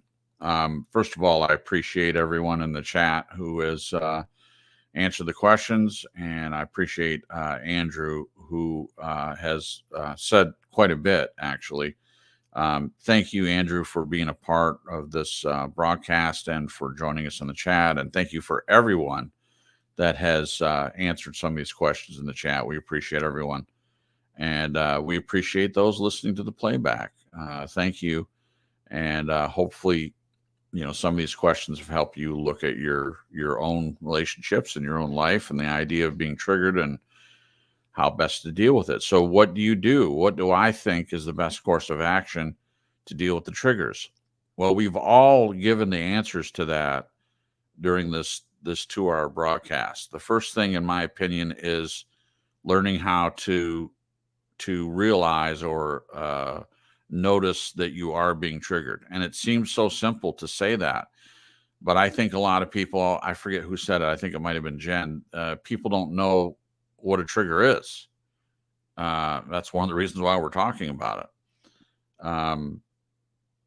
To realize that you are being triggered, to realize what's happening to you, because a lot of times you can have an emotional reaction to something and it may not match the situation that's happening.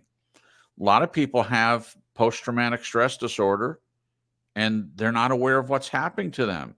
They can be having an emotional flashback, a certain thing in the situation, and it's very much related to, a lot of times, past situations, wounds that are not healed.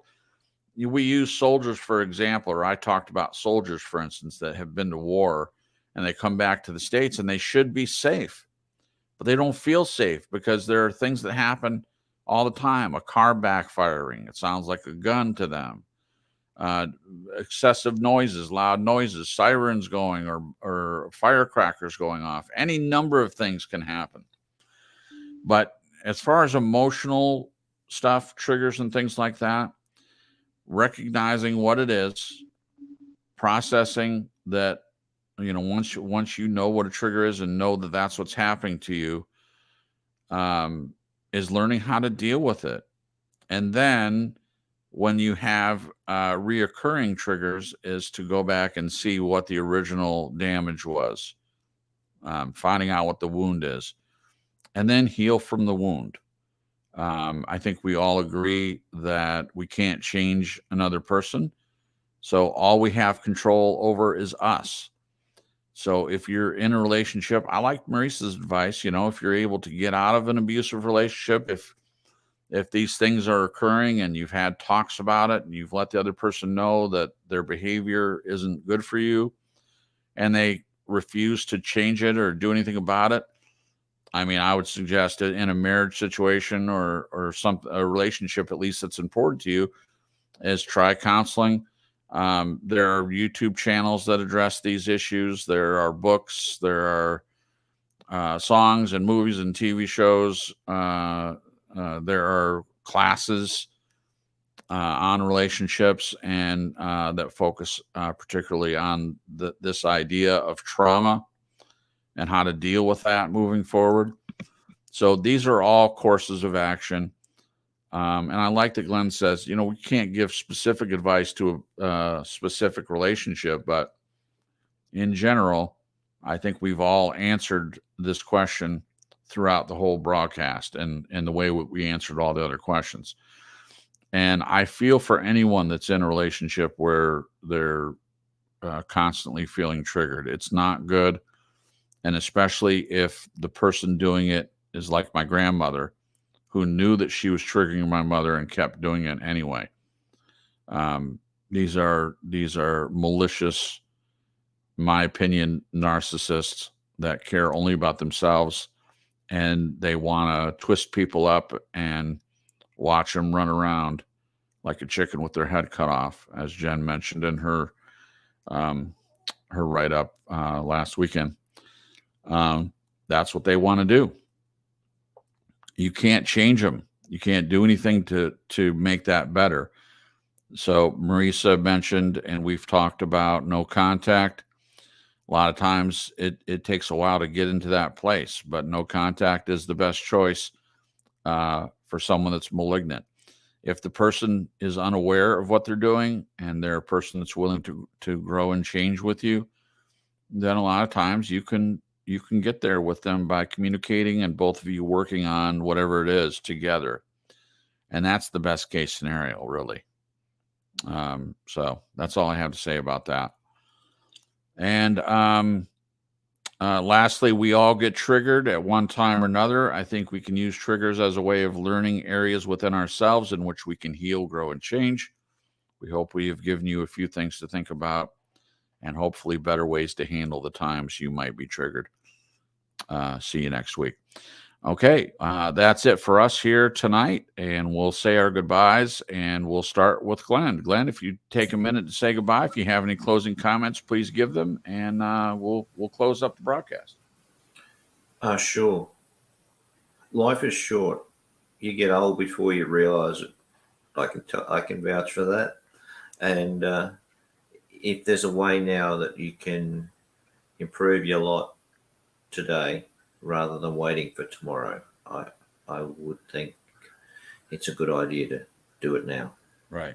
Because you never know what's coming tomorrow. Nope, you don't. That's a good point. Good night. Thank you. Thank you, Glenn.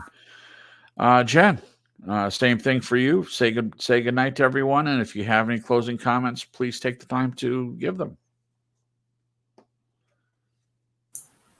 She might have gone, Crips. Okay. All right. Well, I will say goodbye on Jen's behalf. She sent me a message saying that her stomach's bothering her. So we certainly understand that. So she is saying goodnight.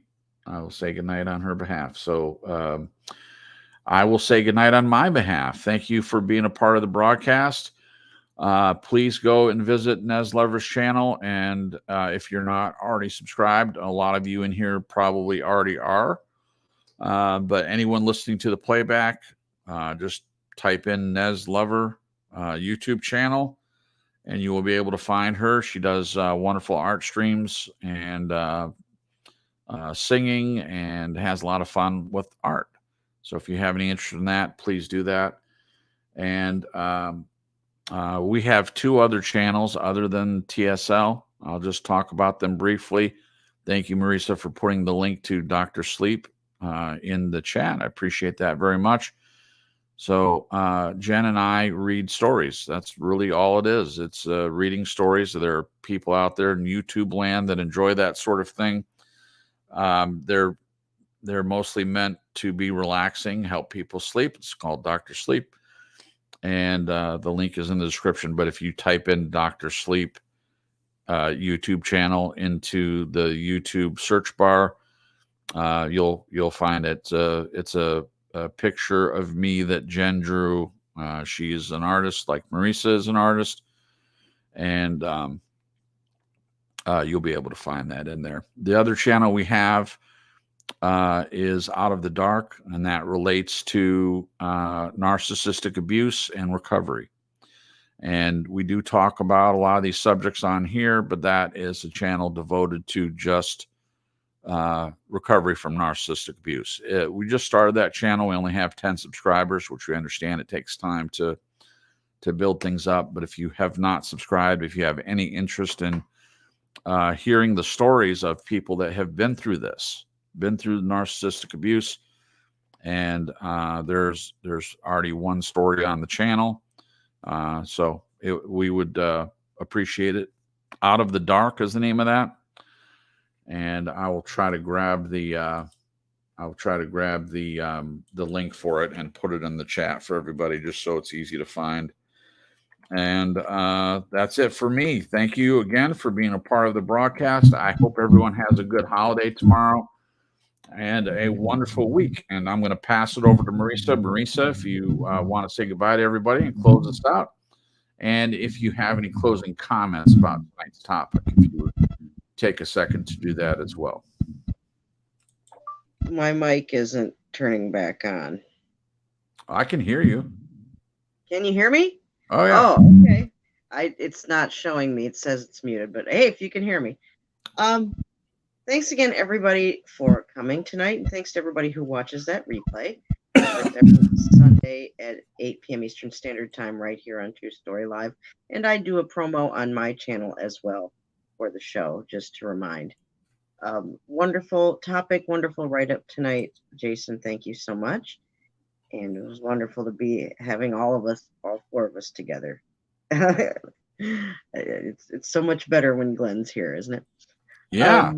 As far as triggers are concerned, I think it's important to remember that we're going to be facing those from multiple directions all our live-long life.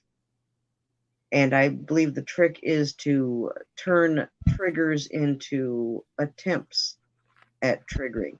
They're only triggering if we let them trigger us. True enough? Yeah. So if we can, like Glenn says, just turn the switch off, and then it's not an issue anymore. And then that's time you have to better spend healing from past hurts and pains from what triggers you, and to focus on good, positive things to help you heal and grow, and not let your behavior be dictated by other people attempting to trigger you. And art is a wonderful way to carry that energy forward.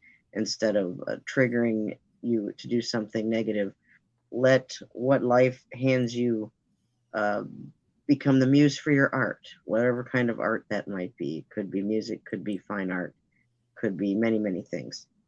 So let your art be your therapy is one of the things I like to say. Thank you so much, and God willing, we will see you all next Sunday, right here at 8 p.m. Eastern Standard Time, True Story Live. Thank you so much. God bless, and good night.